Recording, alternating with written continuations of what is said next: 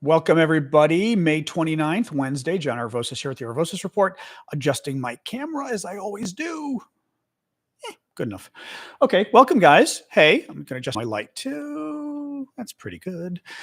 Well, as always, it takes about 30 seconds for you all to get my message that I'm here. So I will maybe get TikTok rolling while we're waiting. La, la, la. Or while I'm waiting. You're not waiting. Or whatever.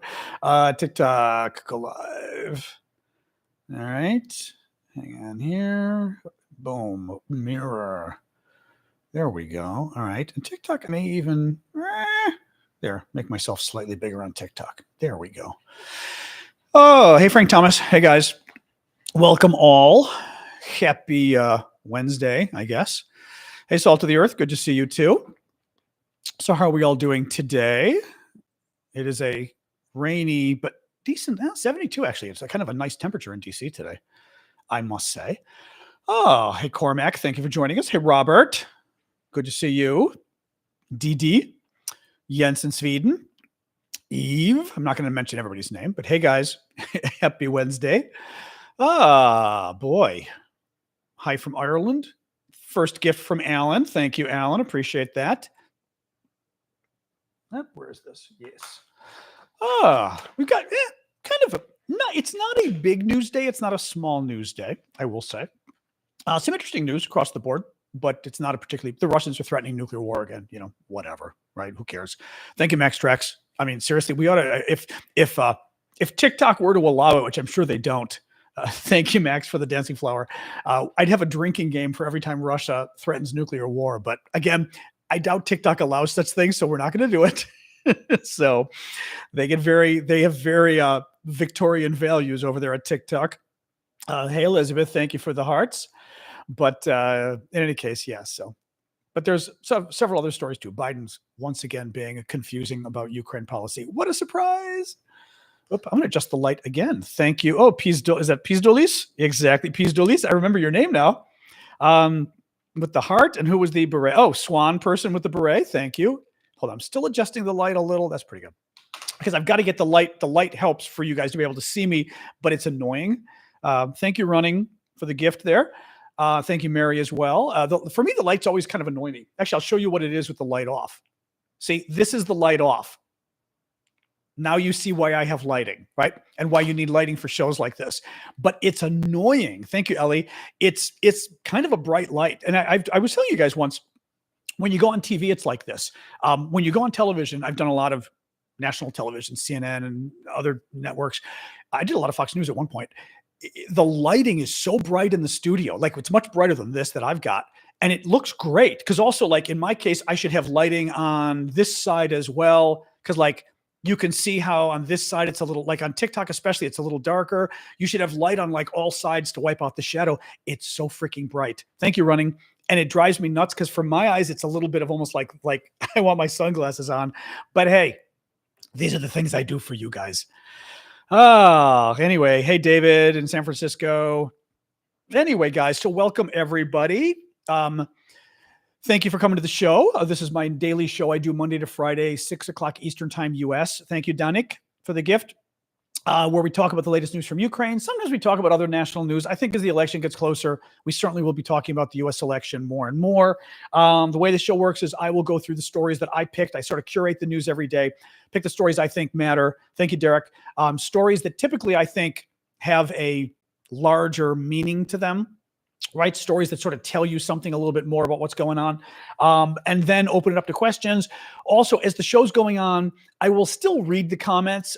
It's just, I've got like basically 4 pages of notes. So it can be difficult sometimes when I'm going through stuff to actually, like stop and do questions and stuff too. So anyway, thank you, Alina, for the Furious Fire and for the corn and Adventures for the Hearts.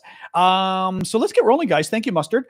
We do have, actually, the auctions are almost done today. We do auctions every week to benefit Ukraine and to benefit me. Thank you, Succeed. Half of them, from the beginning, I decided that half of the money from the auctions I send to Ukraine. I could use it, to be honest, but that was the deal. I felt like I wanted to see if we could help Ukraine, and we have. So half the money goes to Ukraine, half the money goes to support my work because I do this full time. So I appreciate you guys helping if you can with gifts. But most of the auction items are done for the day. Mustard had a good idea, which was maybe trying to push the auctions a little later so I can also mention them during the show. Thank you, Charles, which actually is a good idea. I mean, I didn't want to end them too late because like for the Europeans, I wanted to give you guys a chance, but it is true that doing a last minute push on the show wouldn't be a terrible idea. So maybe I'll try that for next week's auction just for fun and see what happens. Thank you. Who's it? Charles, 19th, Eulina, John, many gifts coming in. Thank you guys. And Adventures for sharing the show, which is also very nice of you. Please do share the show if you can. Thank you, Eulina. Also, hit the like button on TikTok. You can tap the screen and create little hearts. Thank you, Dora, for the gift. On YouTube, you can hit just the like button on the screen. All of those kind of help. Thank you, Russell Kennedy. Thank you, World is my oyster. All that kind of stuff helps, I think. So it's not a bad thing. All right. You know, it's funny. I'm looking. Oh, this is hilarious. I am looking at your name on TikTok and thinking you're a troll. Somebody's name who just shared the live, which was very nice of them. Their screen name is "Where did you sleep last night?" And I thought it was somebody writing on the screen, "Where did you sleep last night?" And I thought, what a rude thing for a troll to say. And then I looked twice and I was like, oh, it's their screen name. And they're sharing it, which is really nice of them. So, by the way, I'm like almost crying. I'm laughing. This is how sometimes we cause problems with moderating. It's not always easy. Is that an old song? Where did you sleep last night? I don't remember it.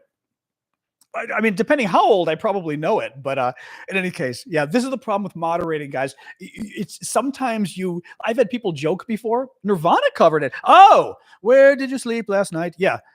My girl. Of course. I know. I love Nirvana.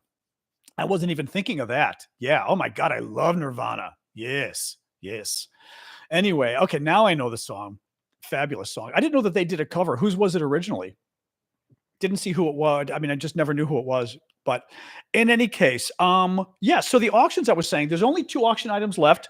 I will next time maybe put them later just for fun, just to try Mustard's idea.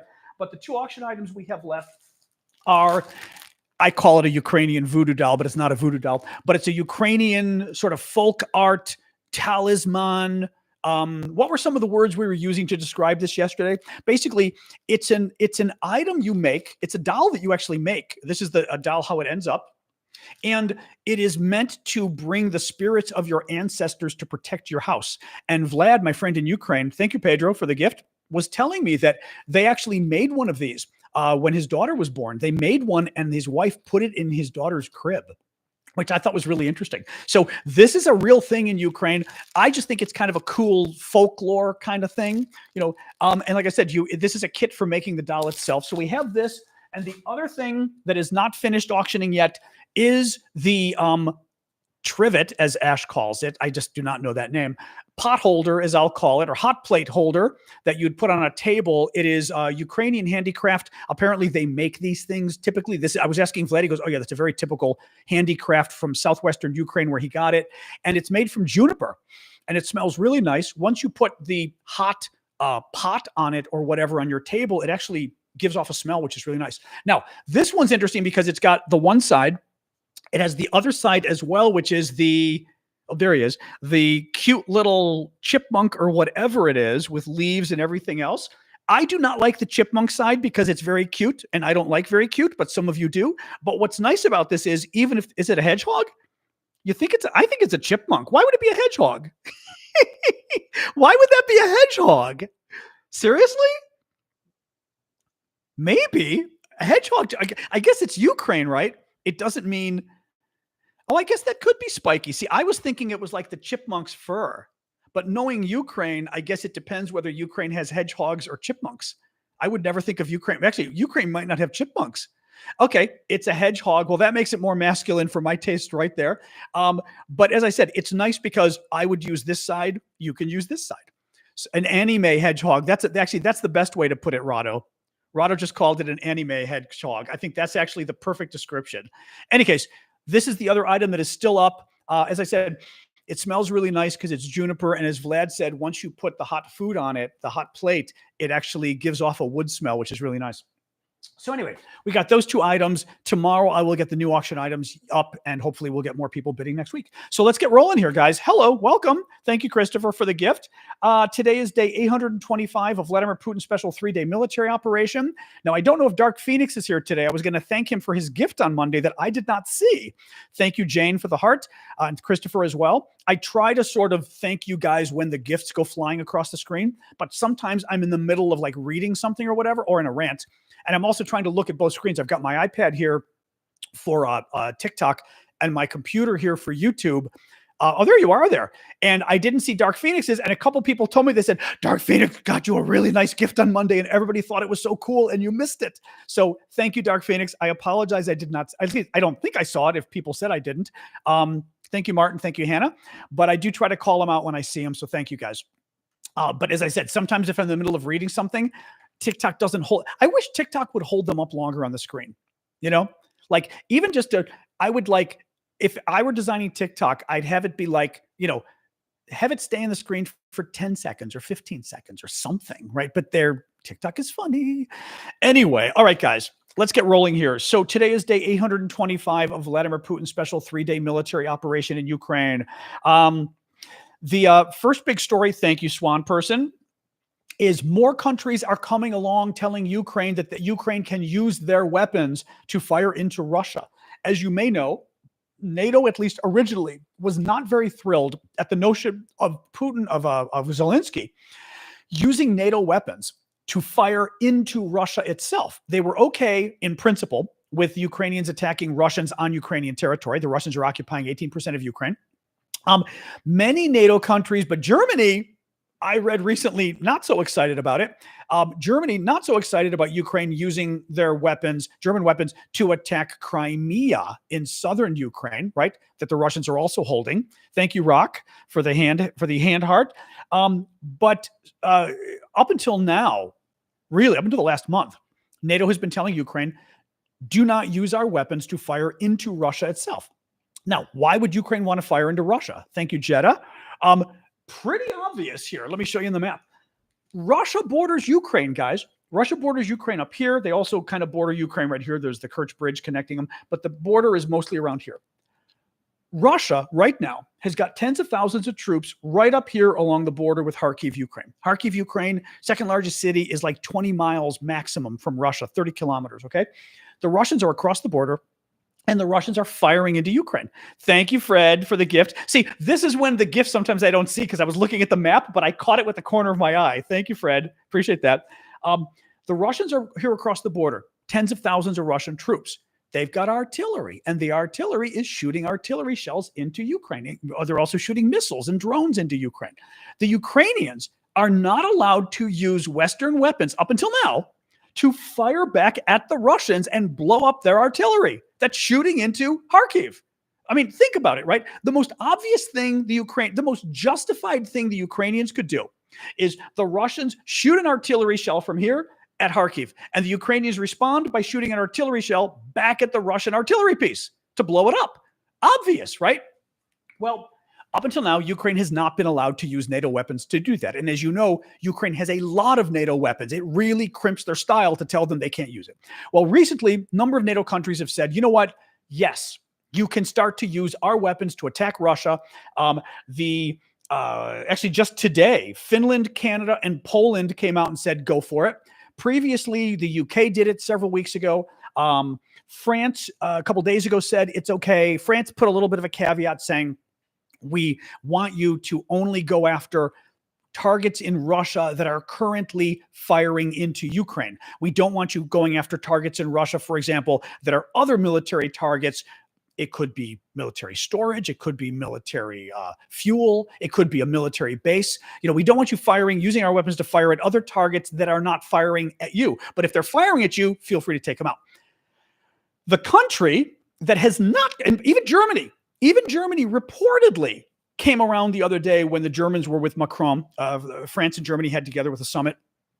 The Germans backed off a little bit today, actually, or was it yesterday? I don't remember. It's either it's notes today. The Germans backed off today and said, well, we don't talk about our pride. They said, we don't, agreements on how Ukraine deploys weapons supplied by the West are confidential. Thank you, Dawn, for the dancing flowers. The Germans batted away questions on whether Ukrainian forces could use German weapons to strike into Russian territory. So the Germans are being a little weird, but the Germans may have come along, at least partially. Guess who's the only major country at this point who hasn't come along with allowing the Ukrainians to use their weapons to fire into Russia? Hello, United States. Biden. I am going to try to control myself today. I have told you guys, some people keep asking why I'm critical of Biden. Actually, they do it more in the like on Twitter, or on Twitter, I get it. From you guys, I don't get it. From you guys get it. But on Twitter, they're always like, why are you being mean to Biden? He's done a great job.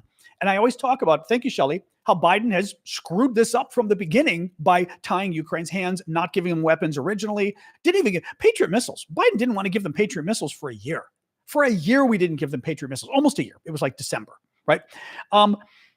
Biden's still afraid to let the Ukrainians attack Putin. The problem is at this point, I mean, I think as an American, this is actually, as a European, if you follow politics, you will understand this too. Typically, it's the Americans who are the rah-rah war people. We're the aggressive ones. We're the ones who want to stick it in Russia's face. And it's the Europeans typically. Now, depends on Europe, right? The Poles, the Baltic states, the Brits tend to be more willing to stand up to the Russians, right? But the Americans, forget it. The French and the Germans, no. Thank you, Doughboy. Typically, it's the Europeans who are holding back more when it comes to confronting Russia. And it's America that's always trying to get Europe to go too far. And Europe's like, nah, we want to be friends. We're worried about Russia. This time, it's the Europeans who are out there. Again, all of them, Finland, Canada. Well, Canada is North America. Finland, Canada, Poland, Britain, France, Germany. And the Baltic states already, I think, have said. Estonia has too. Sweden, I think, said the other day too. Sweden said the other day, go ahead, use our weapons. It's America that's afraid. It's Biden who's afraid. This is ridiculous at this point. For example, I didn't see Putin nuking any of the other countries, right? Biden's so afraid of nuclear war with Russia. I'm sure that's the thing. Do you see nuclear war breaking out with Britain? Britain told the Ukrainians a month ago they could go ahead. Nothing happened. All these other countries are saying, go ahead. Nothing happened. I mean, what the F, It just, this stuff really pisses me off. Next story related to this, Politico, which is a very big American publication. Oh, it's Biden. Sorry, Danny's asking Biden or Blinken. Blinken, actually, our Secretary of State, there have been multiple stories that he actually is now in favor of Ukraine using our weapons to attack Russia. And Biden's the one. But the second point I'll make there, President Biden is the president of the United States. Thank you, Pure Genius, for the give me the vote gift. President Biden's the president of the United States. It doesn't really matter if his military advisors say don't do it. It doesn't matter if his Secretary of State says don't do it. Okay? Thank you, Jen. Biden has possibly, well, maybe not the most foreign policy experience of any president. He's got the most of any recent president. George Bush's father comes close, probably, in tying Biden and foreign policy experience. Biden knows this stuff inside out. Thank you, Donick. Thank you, Jen, for the various gifts. Biden knows this stuff inside out. There is, and by the way, he's the boss, right? In no other job would you say, well, I know the boss is making bad decisions, but I think it's his chief of staff telling him things. Well, but you're the boss. You're the one. And in this case, the boss is an expert in foreign policy, right? Biden knows what he's doing. But it's definitely not Blinken. Blinken's been the good guy on this stuff. So Politico reports today a ridiculous story. This is one of those stories where, and we've talked about this, you guys are the ones who normally bring this up, and you say, why are we saying this stuff publicly? This is a perfect example of a why are we saying this publicly story. Listen to this, okay? Politico.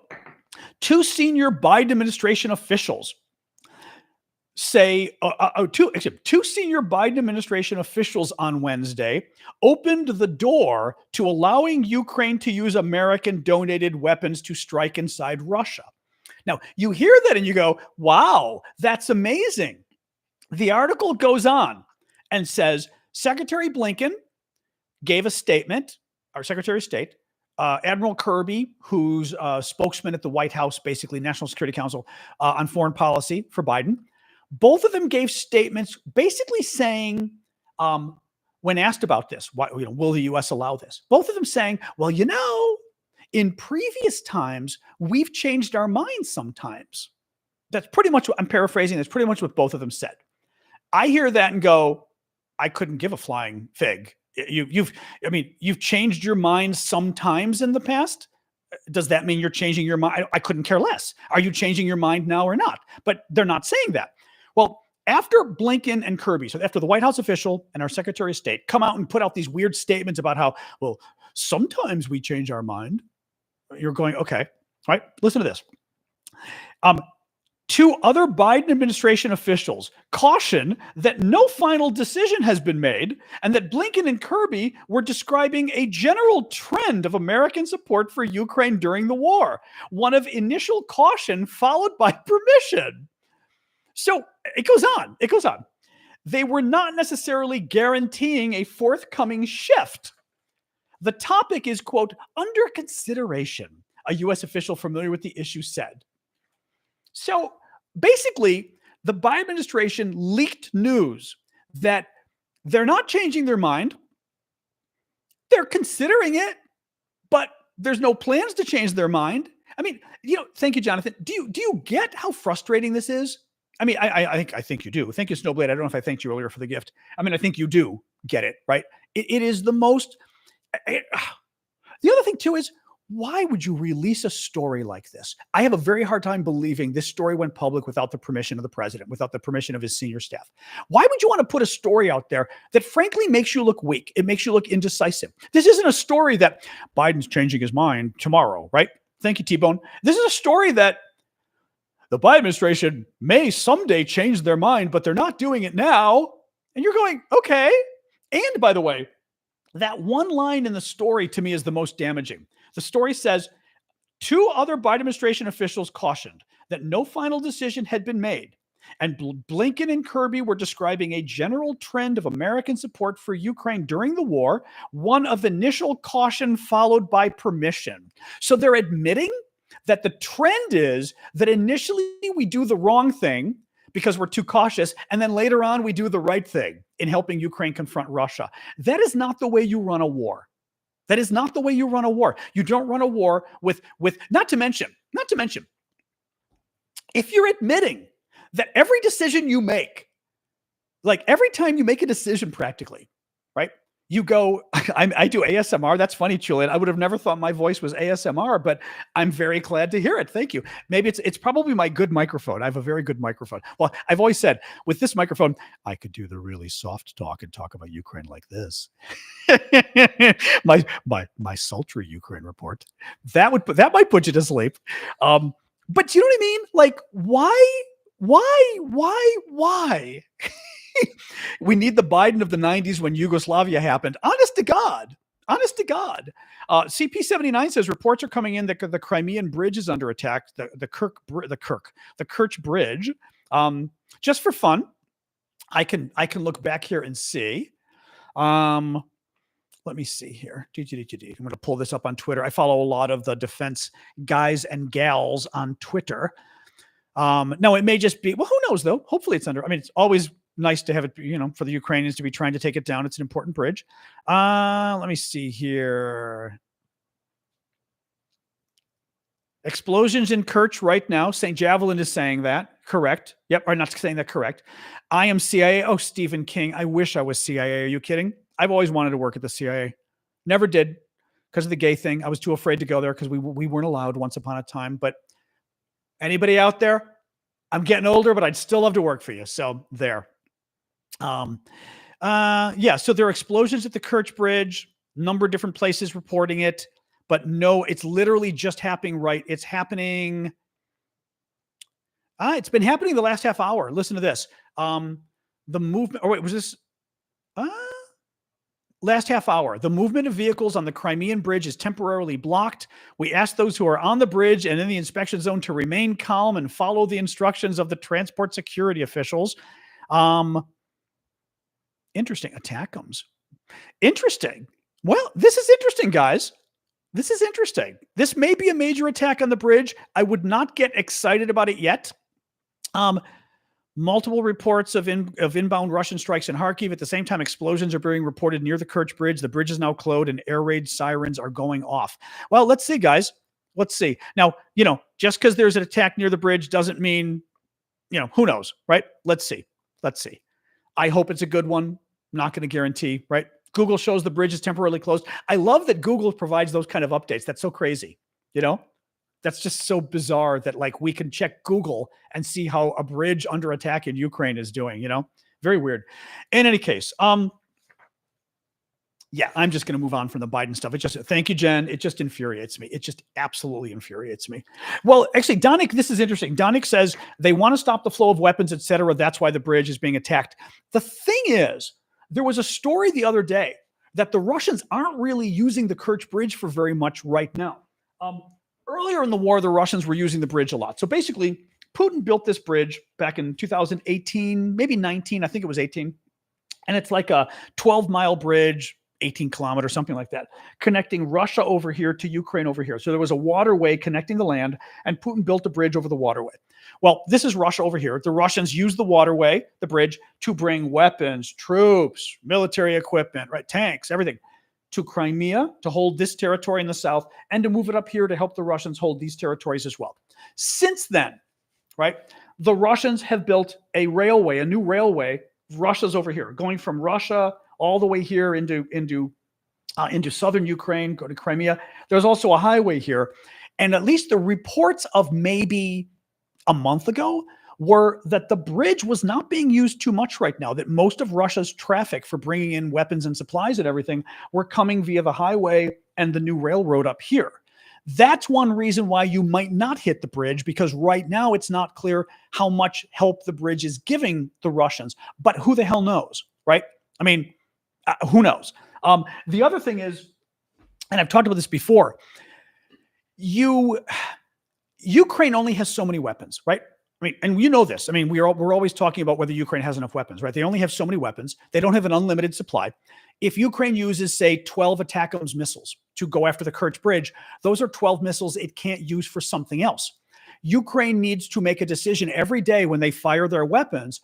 Is this the best we can do with this weapon, or is there a better target at the moment, right? So it is, who knows? I mean, this is a decision Ukraine has to make. They've got more information we do, but it's entirely possible that the Kerch Bridge isn't the best target at the moment because there isn't as much traffic.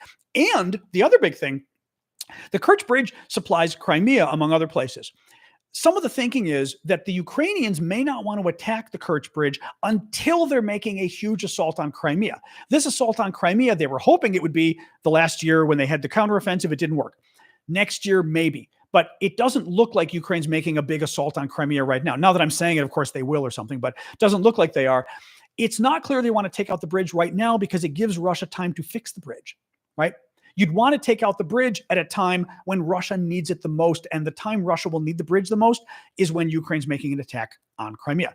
Now, if they're attacking the railroad, yes, Ash says, unless they're attacking the railroads. Well, here's the thing. I think that what you would see is the Ukrainians would attack the railroad, the highway, and the bridge at the same time to basically take out all the Russian supply lines going to Crimea and southern Ukraine in that area.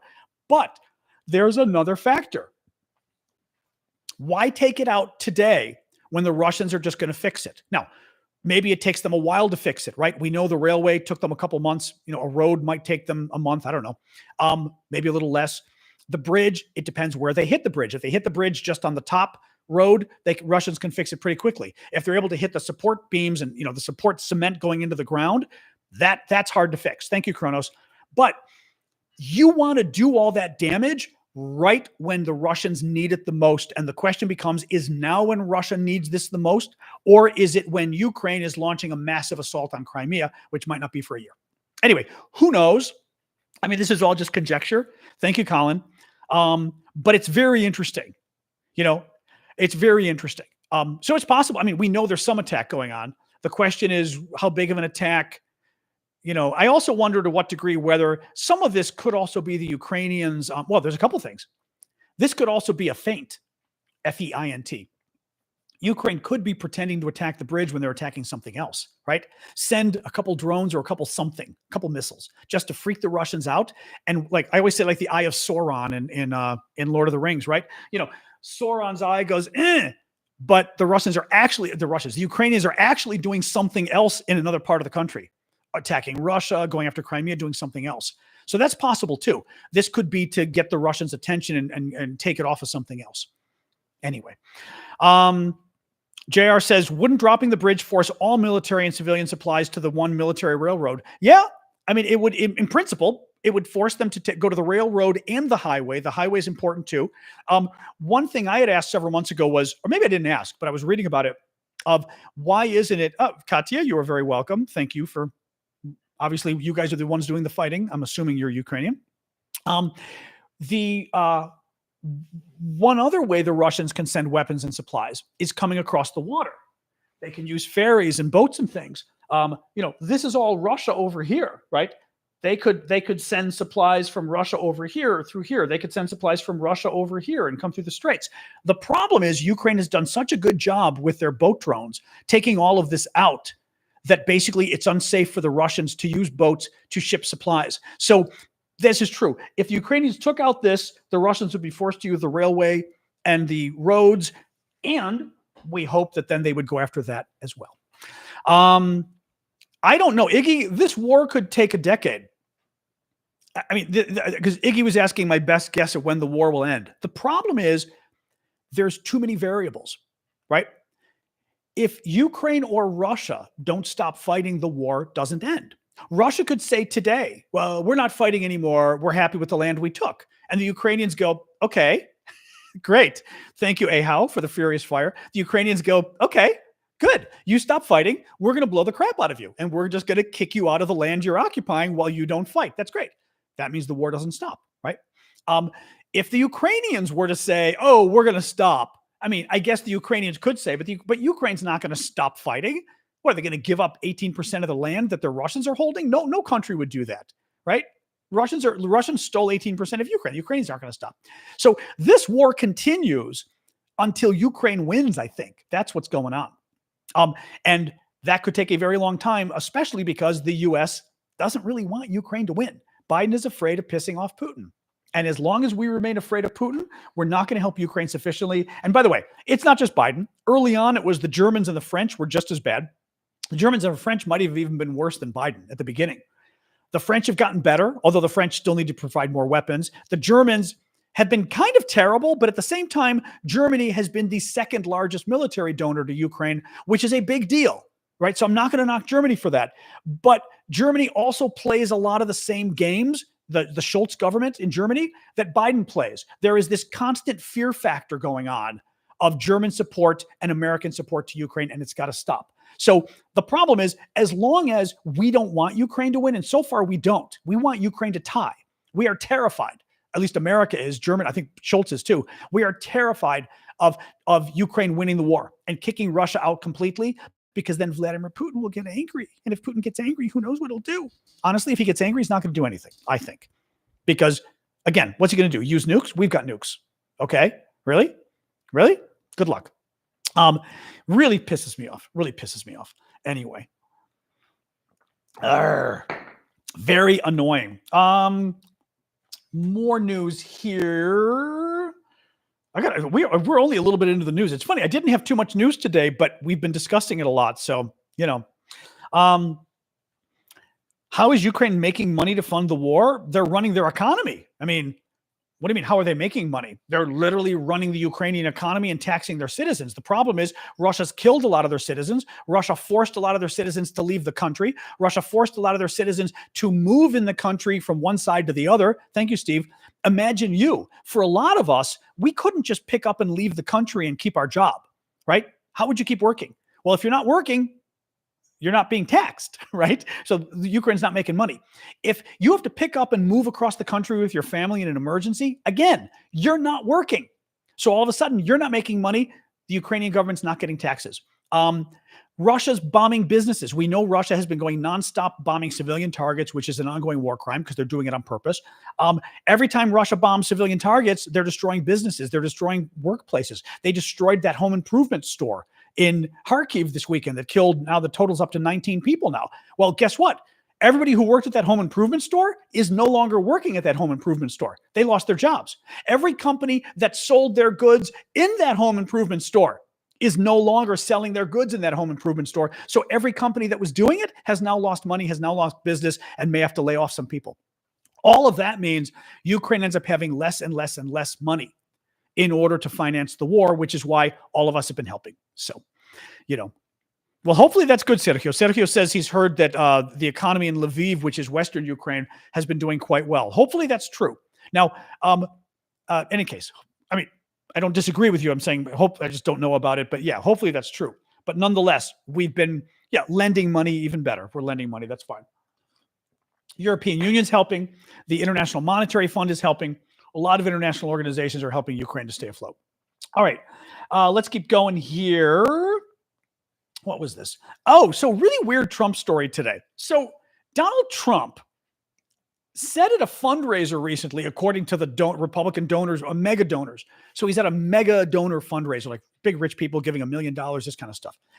And according to the Washington Post, quoting the donors who were there, Republican donors, Trump told them that if he was president, he would have bombed Moscow when they invaded Ukraine. Now, I mean, first of all, bull. I don't believe that in a million years. But second of all, because Trump is pro-Putin and doesn't like Ukraine, and Trump, by the way, literally killed American aid to Ukraine for 6 months, which helped Russia significantly, and is why Russia's doing better in the war right now. Putting that aside, is he crazy? Okay. He would have, I mean, seriously, this is why I'm saying this man is unfit to be president. Let's take Trump at his word. Let's pretend Trump isn't a lying person, okay? Let's pretend Trump is telling the truth. Trump says that he would have bombed Moscow in February of 2022 when the Russians invaded Ukraine. That would have been World War III, literally. If we bombed Moscow, they would bomb Washington, and it would be the end of the world. We would be literally at war. They would bomb our ships. We'd bomb their ships, Pearl Harbor. It would be, could he be any more? I mean, I want us to be tougher with Ukraine, in terms of Russia, but he would have bombed Moscow. I mean, so either he's a liar, he's either a total liar about what his positions really are, or he's like the most dangerous man on the planet. He also said, get this, if the Chinese invade Taiwan, he's going to bomb Beijing, the Chinese capital. Same problem there. We bomb their capital, they bomb our capital. By the way, Chinese have nukes too. They don't have as many nukes as us. They're building more, but they've got nukes too. It's just unbelievable to me, the crazy stuff this guy says. And again, if he's telling the truth, it is the most irresponsible thing I've ever heard from an American president, because he's going to start World War III. If he's telling a lie, then the man's a liar. But this is who the guy is. This is why I say he's not fit to be president. Nikki Haley, again, not my cup of tea. She's way too conservative, but on foreign policy, she's normal. She's a normal human being on foreign policy. She's a normal American on foreign policy, right? There are Republicans, a lot of them, who are they were at least normal on foreign policy. This stuff is crazy, absolutely crazy. Man. All right, let's move on. Via the Telegraph, Iran has applied Russia with drone-launched glide bombs for use in Ukraine, according to open source research. A German military analyst spotted the latest guided aerial bomb attached to the wreckage of a Mohajer-6 drone in the Russian region of Kursk. Apparently, the drone was heading for Ukraine and crashed. And what they found was these drones used to be used for surveillance. So they were spy drones, right? Well, now what the Russians are doing is they've managed to attach these glide bombs, these bombs that come in and glide and they can kind of direct where they're going. They've managed to attach the bombs to the wings of the drones, like a fighter jet, basically, right? Where you've got bombs under the wings, and they're using the drones now to fire these bombs at the Ukrainians. They've fired 3,000 of these glide bombs at the Ukrainians in the last month alone. They believe these glide bombs are exactly what the Russians have been using in a number of recent civilian attacks, like the Russian attack on the home improvement store in Kharkiv this weekend that killed 19 people. They also found one of the glide bombs in the area in Kharkiv, and they believe that one of them missed, and had it hit, it would have killed a lot more people. Iran has been claiming all along that they're not providing any weapons to Ukraine. I really wish, again, This is where I wish we had a more conservative administration. I really wish somebody more conservative would step in and go, Iran, stop, or we're going to stop it. Right? If we find one plane or one ship or one port that is sending weapons to Ukraine, we will bomb it. And watch the Iranians, again, do what Russia does where they freak out. But at this point, like, it's just, at some point, the world's got to do something rather than sit here and say, oh, don't you dare, Iran. And Iran go, oh, we're not doing it. And then Iran does it and they don't suffer any consequences. You know what I mean? I mean, oh my God. Nuclear disarmament? Good luck. Sorry, somebody was asking what my position is on nuclear disarmament. Good luck. How are you? I mean, right? I mean, I'm all for arms control treaties with the US and Russia. Russia's violating them all now. Russia's throwing them all out the window. China's not interested because China wants to build up its own nukes. So, but yeah, I'm happy to constrain nuclear weapons. We're never going to get rid of them entirely, but I'm happy to restrain nuclear weapon, growth, because we only need so many of them. Once you're able to blow up the world, right? Which is why we have much fewer weapons today. Ironically, a lot of the best treaties were under Reagan, which is crazy when you think about it, right? A lot of people on the left don't like him, but Reagan did a lot for arms control, but so I'm all for it, but good luck, all right. Little more news here. Please keep the gifts coming, guys. Remember, I do this full time and I do it for free. Your gifts make a big difference. Subscriptions as well. You can buy some gifts. Well, you can buy subscriptions on TikTok and YouTube, where basically it's a monthly gift automatically. I think the lowest level might be $6.99 or I forget, $4.99 on TikTok. I mean on Google, $6.99 on TikTok, because TikTok takes a lot of the money. Google only takes 30%. TikTok takes 50%. So the money evens out. Thank you for peace. Thank you, Timothy, for the gifts. But please do consider giving a gift if you can. I do this full time, and nobody pays me to do it. You guys, and I'm not retired, so you guys help me pay the bills. So please do keep it coming. Thank you. Let's keep going. Deep. Chinese multinational Alibaba, the owner of the online shopping portal AliExpress, thank you, Blue Ariel, very generous, has stopped accepting payments in rubles and no longer allows the delivery of orders to Russia, which is fabulous. Thank you, Timothy Leary, for the marvelous confetti. Sweden just announced a wonderful new military aid package to Ukraine. The aid package totals 13.3 billion Swedish krona, which is $1.3 billion. This is 10% of Sweden's defense budget. The amount that they just committed to Ukraine is 10% of their defense budget. That is a huge amount. It's the largest tranche, which is a French term meaning slice. It's an international term used for portions. I'm trying to think of what this is in English. A tranche. A tranche is a slice. So it's a tranche of weapons that the Ukrainians are that the Swedes are giving the Ukrainians. So it's an allotment. It's the single largest allotment that Sweden has given at any time, which is a big deal. Particularly there's a couple different things they're giving. They're giving 2 ASC-890 radar reconnaissance and control aircraft. They're giving the entire Swedish stock of infantry fighting vehicles, a specific one called Panzer Bandwagon, I guess, 302 infantry fighting vehicles, artillery shells, anti-air missiles, and materials to help maintain and replenish previously donated military equipment. Thank you, M. Fuller. Beautiful jellyfish there. The Reuters was reporting on what these reconnaissance planes are that the Swedes are giving the Ukrainians, why they matter. The Saab Airborne Surveillance and Control 890 aircraft allows easier long-range target identification and will help Ukraine with the planned introduction of F-16 fighter jets donated by Western countries. So what's particularly nice about it is this will help Ukraine to basically operate and manage the fighter jets, which is great. Absolutely great. Oh, hey, Aussie, that's okay. I don't mind. I appreciate the thought. Don't worry. No, I always tell people, if you can't afford to give a gift or donation, I do this for free. You know what I mean? So I'm not going to be offended. But if you can afford it, it would help me out a lot. Because as I said, I'm trying to do this as a business, so to speak. So if you can, but if you can't, I understand. Don't worry. Thank you, Joker, for the gift there. Thank you, Jen. Was there a pic vid of F-16s? I didn't see that. Mr. Autumn is saying there were some kind of pictures or videos of F-16s. I guess you mean American F-16s in Ukraine, maybe? I did not hear that. Is that something that's out there? And thank you, by the way, Courtney and Jen.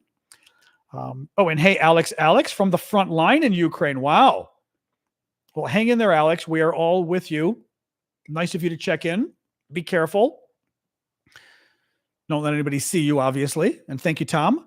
Was there some story though about that? About F-16s getting videoed or seen or something? I don't know. Belgian F-16s flown by Ukrainian pilots. I mean, I know Belgium's providing F-16s, but we had not heard of anything officially yet. Okay, a number of you are mentioning this. Let me pull this up. I did not see anything on this today. Let me see. I mean, there's clearly some rumor or something going on. Let's see. F-16 Ukraine. Let's see here. We know Belgium's delivering 30 F-16s. That was the latest news. Thank you, Proper Mike. No. I mean, there's nothing in official news. No. I mean, there's literally nothing out there in anywhere official. So I believe you guys saw this somewhere, but it's not popping up. It's not popping up, anywhere real. Pics on another Ukrainian TikTok. Well, guys, it could be true, but it's rumor at this point, which means it could be false. So I would not believe it until you see it, basically. I'm just looking here. There was nothing that I was seeing in my sort of Ukraine, my Ukraine Twitter. Let me look again right now really quick. Let me see here. Looking at Ukraine Twitter. Also see what they're saying about the Kerch Bridge again. 20 explosions heard. Now, this is all kind of rumor being discussed, so none of this is exact, right? Multiple reports circulating of inbound Russian strikes. We said this, 20 explosions heard in the Kerch area, a mix of Ukrainian long-range impacts and air defense. Babovna, that's funny. But no Russian sources report the bridge is open again. Is that true? What's TikTok showing? What's TikTok showing? And yeah, Joey Contino may be saying that, but what you always have to check when somebody says things like that is what's the source, right? Because he obviously didn't see it himself. So what's the source he's getting it from? Yeah, there's nothing here. Multiple explosions caught on video. That's interesting.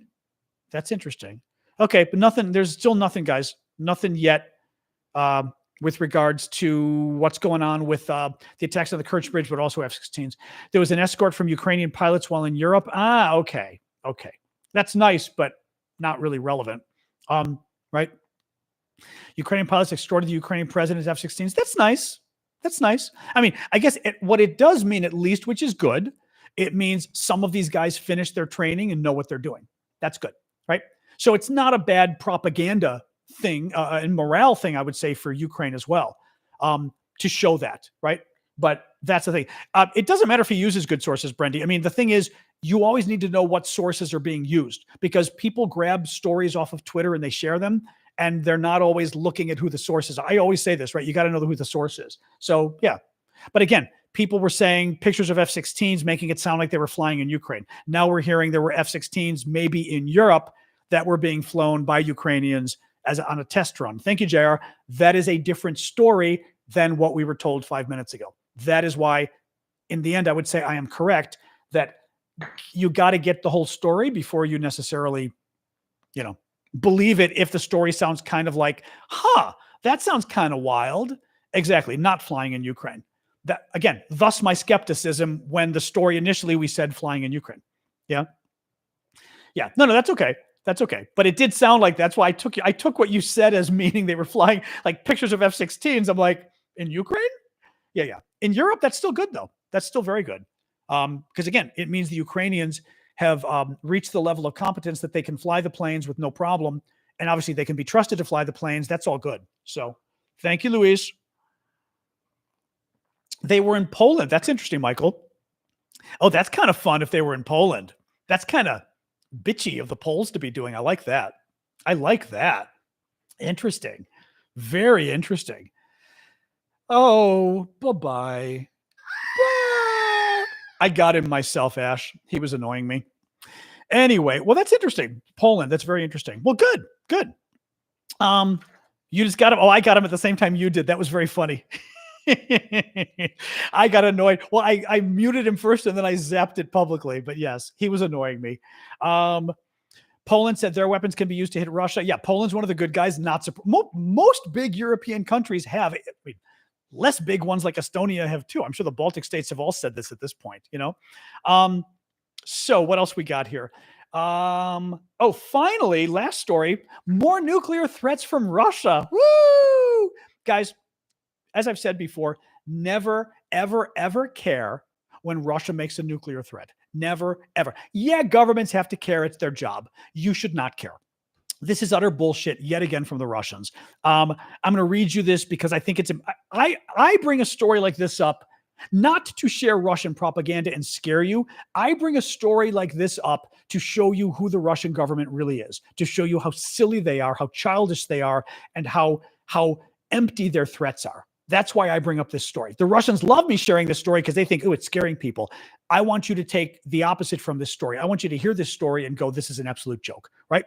Exactly. So the person says, I'm used to the threats as a Brit. Yeah, the Russians hate the Brits. They love threatening the Brits. Thank you, user336, for the gift there. Thank you, Love My, for the hearts as well. So listen to this story. There is a think tank in Moscow that is very close to Putin. And so when they say stuff, people kind of worry about Putin. Well, the think tank is talking about Russia blowing up nukes in order to scare the West, and we should let them know we're going to nuke them too. It's like, okay, sure. Listen to this. What the think tank guy wrote. To confirm the seriousness of Russia's intentions in Ukraine and to convince our opponents of Moscow's readiness to escalate, it is worth considering a demonstrative, i.e. non-combat, nuclear explosion. So he's talking about, which I kind of love this, about Russia testing a nuke in Russia. Who cares? I mean, right? I would like it if Russia would agree to the test, right? The test ban that everyone agreed to, that we're not blowing off nukes in the atmosphere, right? It's like good for the environment not to blow off nukes. But when it comes down to it, we know Russia has nukes. We know in principle their nukes work. To be honest, who knows? Because Russia, right? Russia. But if Russia blows up a nuke on their own territory, it's a revelation that Russia has nukes. Why do I care? They've been blowing up nukes for what? Nuclear tests for what? 70 years?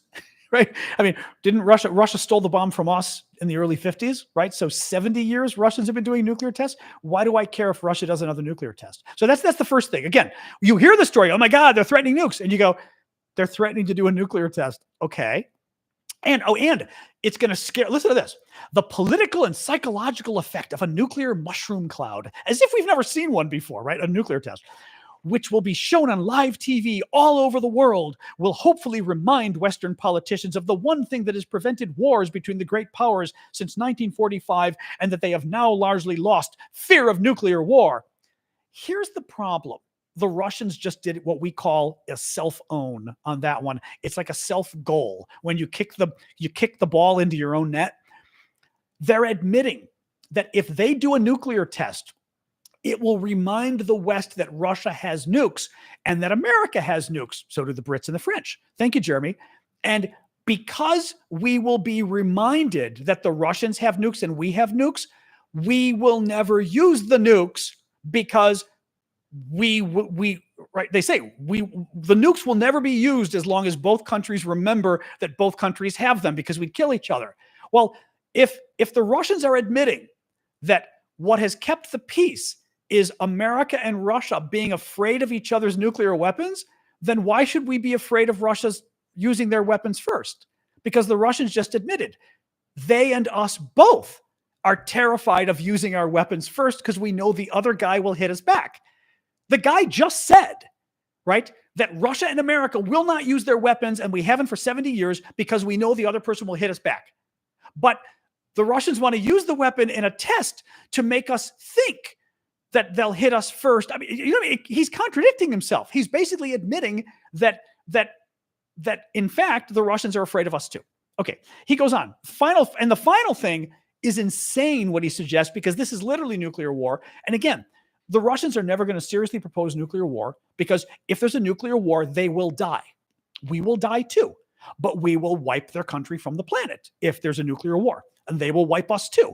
That goes to the first thing the Russians said, which is there will never be a nuclear war because we're not stupid, right? We're not going to attack them and they're not going to attack us with nukes. because it'll literally blow up the world. Listen to this from the Russian, though.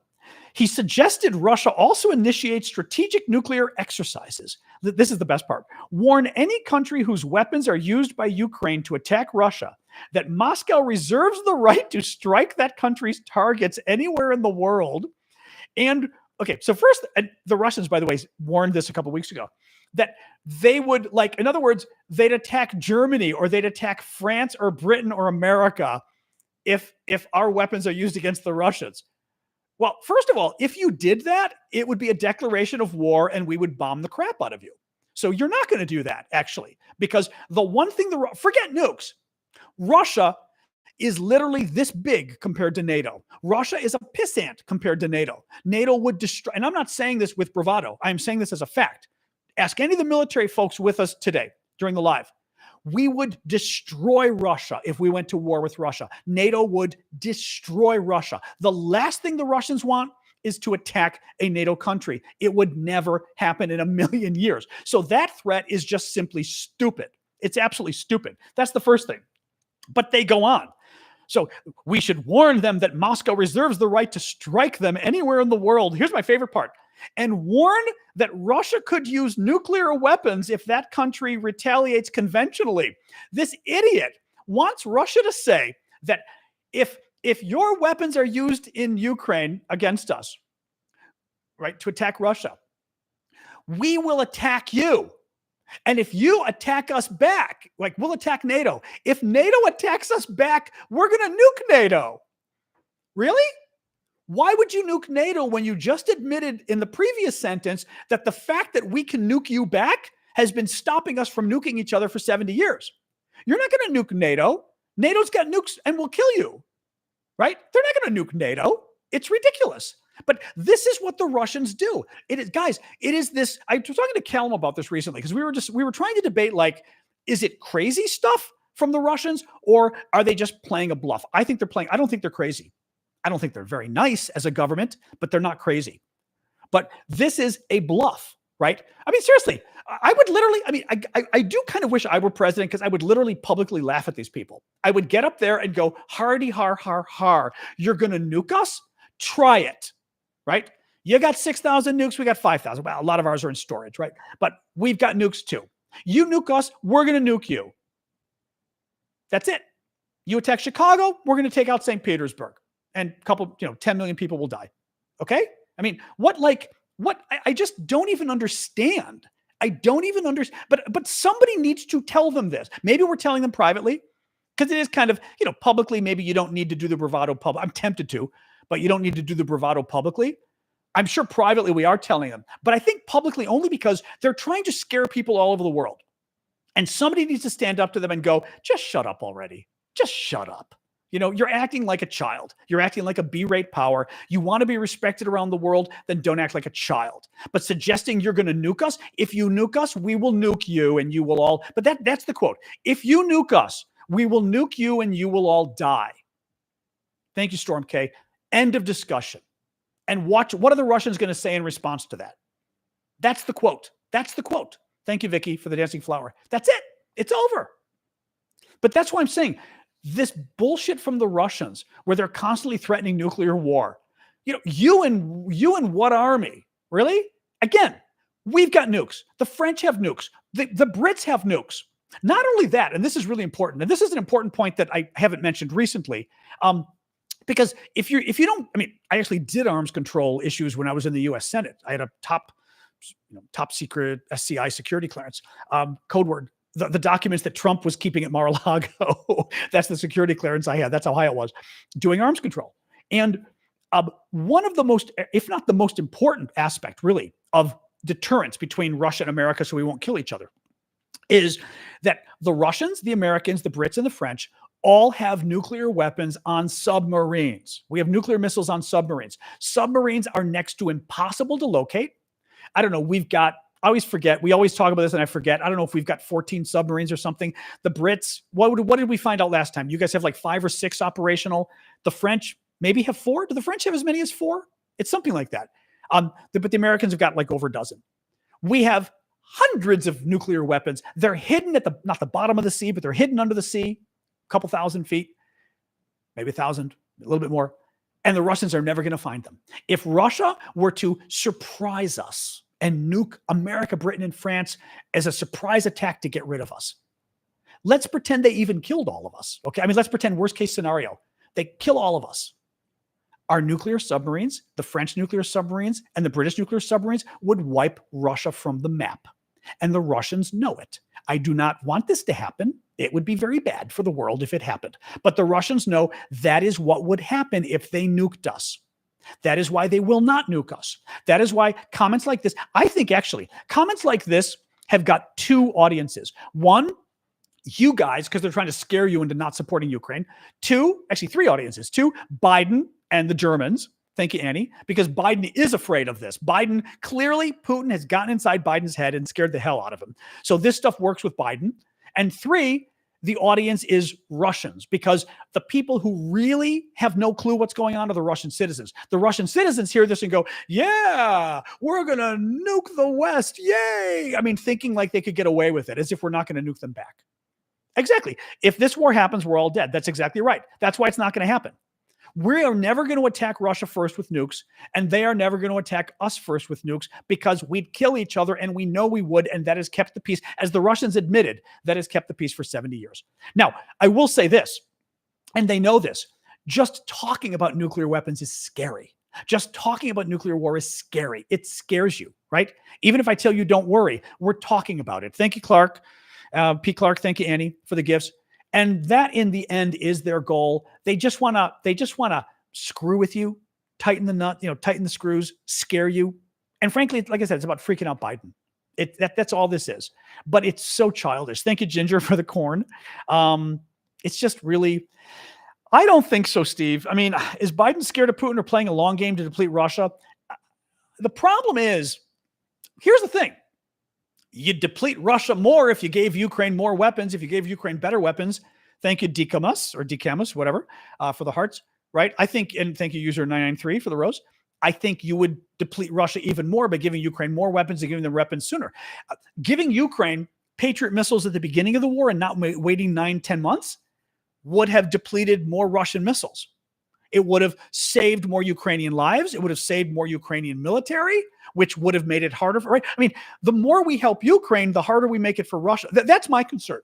And I will say this. Thank you, Rocket, for the tiny diny. Biden's driving me crazy on Ukraine because I think he's afraid of Putin, but he's not a bad man. There is no way that Biden would say, and the Russians kind of claim this too, oh, America's giving weapons because they want to drag the war out and hurt Russia. America doesn't want to drag the war out. Biden would not say, let's drag the war out and hurt Russia, and oh, well, a lot of Ukrainians die. He would never say that. He would never agree to that. There's no way. So that's why I think even if somebody had proposed, hey, we can keep helping Ukraine, and if this goes really long, it'll really deplete the Russians, I think Biden would say, if we want to deplete the Russians, let's do it fast. Let's not do it slow. The problem is Biden doesn't want to deplete the Russians. That's the problem. He doesn't want Russia to lose. He doesn't want Putin to lose. He doesn't want him to win, but he doesn't want him to lose.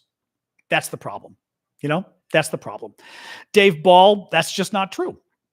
But in any case, by the way, I love this. I love the Russia defenders. Putin wanted a peace deal. Putin invaded. What do you mean he wanted a peace deal? He invaded the country.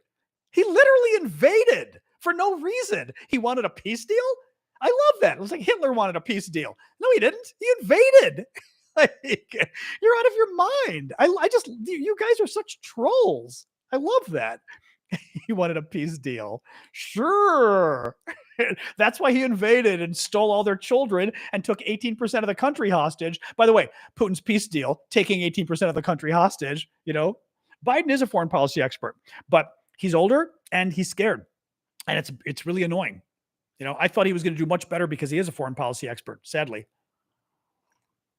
Why did he invade? I've got a lot of historical understanding. Let's talk about it. Why did Putin invade and kidnap 10 to 20,000 Ukrainian children and try to brainwash them into being Russians? Putin was indicted. There's an arrest warrant out for him from the International Criminal Court in The Hague, the court that prosecuted the Nazis. You're saying that Putin we did something that made Putin invade and kidnap 10 to 20,000 children and try to literally children as spoils of war, and then trying to brainwash the children into becoming Russians. You're saying that somehow that is because Putin was afraid of NATO, that he kidnapped children? Did Russian troops violate Ukrainian mothers, grandmothers, and teenage girls in front of their family members in Bucha because NATO made them? Guys, these guys invaded like animals. They invaded like animals, and you're justifying it because you're a Russian troll. Thank you, Lamb Chop, for the paper crane. But that's always my favorite. The Russia, the Putin, the dictator sympathizers love to sort of claim this. Oh, Putin had no choice. He had no choice but to kidnap 10,000 children. How does that work exactly? He had no choice but to, and I'm using the word violate because I'm sure TikTok wouldn't like the real word, to violate grandmas in front of their children? Really? They had no choice but to do that? Did they have no choice but to bomb a home improvement store this weekend in a shopping center, killing 19 people and blowing them up on purpose?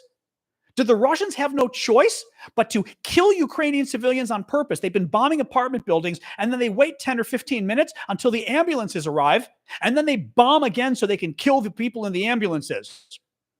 Did NATO make them do that? Really? How exactly did NATO make Russia commit nonstop war crimes? How did that happen exactly, right? Or is it that the Russian government is actually really kind of evil? Is that what's going on here? Is that what's going on, looking at the history, right? But I love this. Oh, poor little Russia was so threatened by big, scary Ukraine that they had no choice. Because those big, scary Ukrainians that are this compared to Russia's literally, is it 11 time zones? It's 11 times. Russia's 11 time zones, guys. That's how big the country is. Continental America is 4 time zones, the American continent itself. 4 time zones from Washington to, from New York to California. Russia's 11. That country, with its nuclear weapons and its 150 million people, was so terrified of little Ukraine. Oh my God. Sure they are. Oh my God. I know. I see we do have more Russian trolls today. Apparently, we've been getting their attention, guys. Congratulations. Whenever the Russian trolls show up, we got a higher number of them today. You can tell. You can always tell they're getting worried.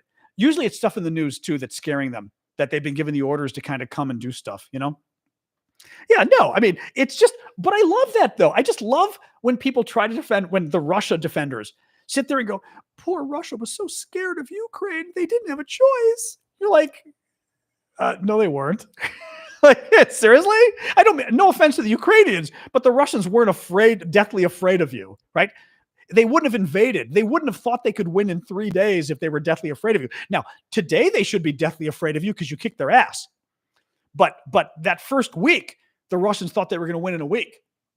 Thank you, Steve-O. Thank you for that. That was, I know, the Gremlin, yes, the T-90 tank video was very fun to do. I did the story yesterday. The Russians' new tank, the T-90, that Putin has called the best tank in the world, has got a disco. They're calling it a disco glitch, where basically, I do have to get, the problem is I can't show you the video because I've got it on my iPad, which I'm using for TikTok, and my phone that I'm using for YouTube. But the Ukrainians are bombing the Russian tank, the T-90, and when an explosion goes off on top of the tank, it somehow screws up the software, the hardware, I guess, and the tank starts to spin around. The turret on top of the tank just starts to spin around 360, and the guys inside are like, basically, imagine, and they're calling it a disco because it's like in a disco going, wee. Well, these guys, thank you, Ava, they end up having to abandon the tank because you can't sit in a tank because it's spinning, the top is spinning around. And once they abandon it, the Ukrainians blow it up. This is the top Russian tank. It's the top Russian tanks. It's hilarious. Anyway, yes, we already knew about that. Terry, we saw that story yesterday, though. I didn't see the total number, but yesterday Belgium announced that they were going to be giving 30 additional F-16 tanks to Ukraine, F-16 jets to Ukraine. That was announced yesterday. I did not see the total, though. It brings the total from 55 to 85. That's huge. I didn't realize that many were coming from Belgium. Belgium sending 85 F-16s? That's crazy. I kind of wondered when I saw the story yesterday. I saw they were sending 30 more, and I was curious how many total. 85 is insane. That's good, though. Wait, it will bring the total. Oh, no. The total number that's going, not from Belgium. I see. Okay. That's the total number going from all countries is 85. That makes sense. Okay. I thought it was from Belgium. I was like 85. Okay. That's really great, though. That's great. Yeah. Oh, Ukraine needs more, but still 85 fighters. The question is, when do they arrive? There you go. Kevin just said, I was just going to say this. Kevin Quick just said, will they arrive in 4 years? That's the question. When are they arriving? It doesn't help if they get a couple weapons now and a couple planes in 6 months, and right. Courtney asks, can they get air superiority with 85 F-16s? Any of our military experts here? I don't know if any of you, Callum and Mustard are my usual go-tos, but I know some of the rest of you know this stuff too. The U.S. should send F-16s too. I know we should. Jay Laney saying no, but it will definitely help. They need air defenses to achieve that as well. Okay. Yeah, somebody was saying that. Terry was saying this on TikTok, on YouTube. Star Wars is saying the same thing on TikTok. The F-16s are due to all arrive by 2028. That scares me. Let's see there. Let's hope to God that's 4 years from now. Let's hope to God a lot of them are arriving now.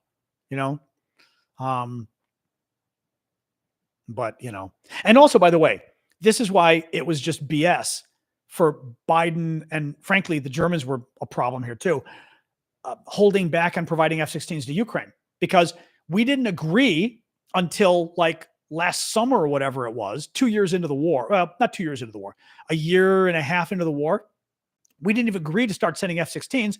And then we had to do the training and we had to get the planes to come. Well, now we're already a year after we had promised them, and maybe some are coming soon, but they all won't come for another 4 years.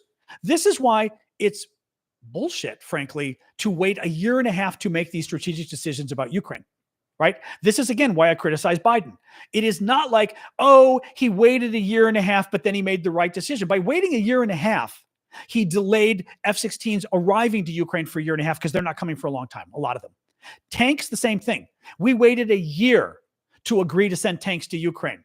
What did that mean? That mean it took another 6 months for the tanks to get there because Ukrainians had to be trained on them and the tanks had to get there. And what did it do? It delayed the Ukrainian counteroffensive by not sending our tanks earlier. What did that do by delaying the Ukrainian counteroffensive? It gave the Russians time to dig in and build massive defenses. And what did the Russians do? The Russians defeated the Ukrainian counteroffensive because we didn't provide planes. Well, A, we didn't provide the tanks in time because we delayed forever and changed our mind we waited a year to even say yes. But B, we refused to give them the planes they needed. Thank you, Claire. That's the other thing. The Ukrainian counteroffensive failed in large part because we didn't give them the F-16s, guys. They didn't have the air power they needed. See, all of this is connected. It's all a large puzzle piece. You can't just say that, well, Biden's doing good stuff now, so it's okay. He screwed it up royally and put us in a position and put Ukraine in a position where this could become a war of attrition now. This could become a quagmire now with both sides just beating each other and killing each other and not accomplishing anything. And us having to give money for the next 20 years because we can't afford to have Russia win, but we've established the conditions where Russia won't lose. Congratulations. When it didn't have to be that way. That is why I get upset at Biden, and I'm still upset at Biden because we're still playing this game with refusing to let Ukraine use American weapons to fire into Russia. We're playing the same BS game where we are tying the Ukrainians' hands, we are helping the Russians, and by the time Biden comes around and says you can use U.S. weapons to attack Russia, guess what's going to happen? It'll be too late, and the Russians will have yet another advantage over Ukraine because Biden was too freaking scared of the Russians for 2.5 years. There you go. It's just so all of this is interconnected. You can't make a mistake like this and say, oh, well, it doesn't matter. At least it's happening now. No. It all is interconnected. We helped the Russians immensely. It's really just, anyway. Anyway, that is it for the news tonight. I mean, we're already talking anyway. The lake between Estonia and Russia, nothing else. I mean, the Russians took a bunch of marker buoys between Estonia and Russia and were just, basically wiping out the international border in the water that boats use to not get screwed up and like land in each other's territory. And the Russians thought they'd be cute and remove a bunch of the buoys. It's like unbelievable. You love the Ukrainian colors? I guess I do. I didn't intend to, but with the blue sky and the yellow lights, maybe. Oh, I guess that's true in the apartment. I've got the bluish purple. That is true. It wasn't intentional. The blue actually just looks really good up there, but true. It is blue and yellow. I'll claim it. Why not? How will the war change if Trump wins the election? Well, Trump claims recently to donors that he would have bombed Moscow if the Russians invaded Ukraine. So either we're going to have World War III and we're all going to be dead if Trump is president, according to Trump, or Trump, as you know, cut off all American aid to Ukraine for 6 months. The aid only started again, but Trump ordered Republicans in Congress to kill all aid to Ukraine, and they did for 6 months, handing Russia a huge advantage, which is causing problems for Ukraine to today. The Russians are still have an advantage over Ukraine right now. So either Trump is going to cause World War III by bombing Moscow, or he's going to cut off all aid to Ukraine, which he's promised to do repeatedly. And I would think, thank you, user 120, that Trump is lying about bombing Moscow. I think Trump is telling the truth about cutting off aid to Ukraine because he already did. He cut off aid to Ukraine for 6 months. He ordered Republicans to do it, and they did it. He's going to cut off aid to Ukraine. I think take him at his word. Take him at his word. Thank you, Salt. I like my lighting. It's always like, because it's also, this is the lighting that goes on every night for me anyway. So at night, my blue light goes on. Well, you guys can see a little better. The blue light goes on and it just makes like a really nice kind of quiet ambiance in the apartment. Yeah. Anything more recent on Kerch Bridge? Let me look again 1 second here, guys. Hang on. Updating my defense Twitter feed here. Come on. Oh, it drives me crazy sometimes. Come on. There it is. Kharkiv is under a massive Russian missile attack. Air alert declared over 2 hours ago. Let's see here. Let's see.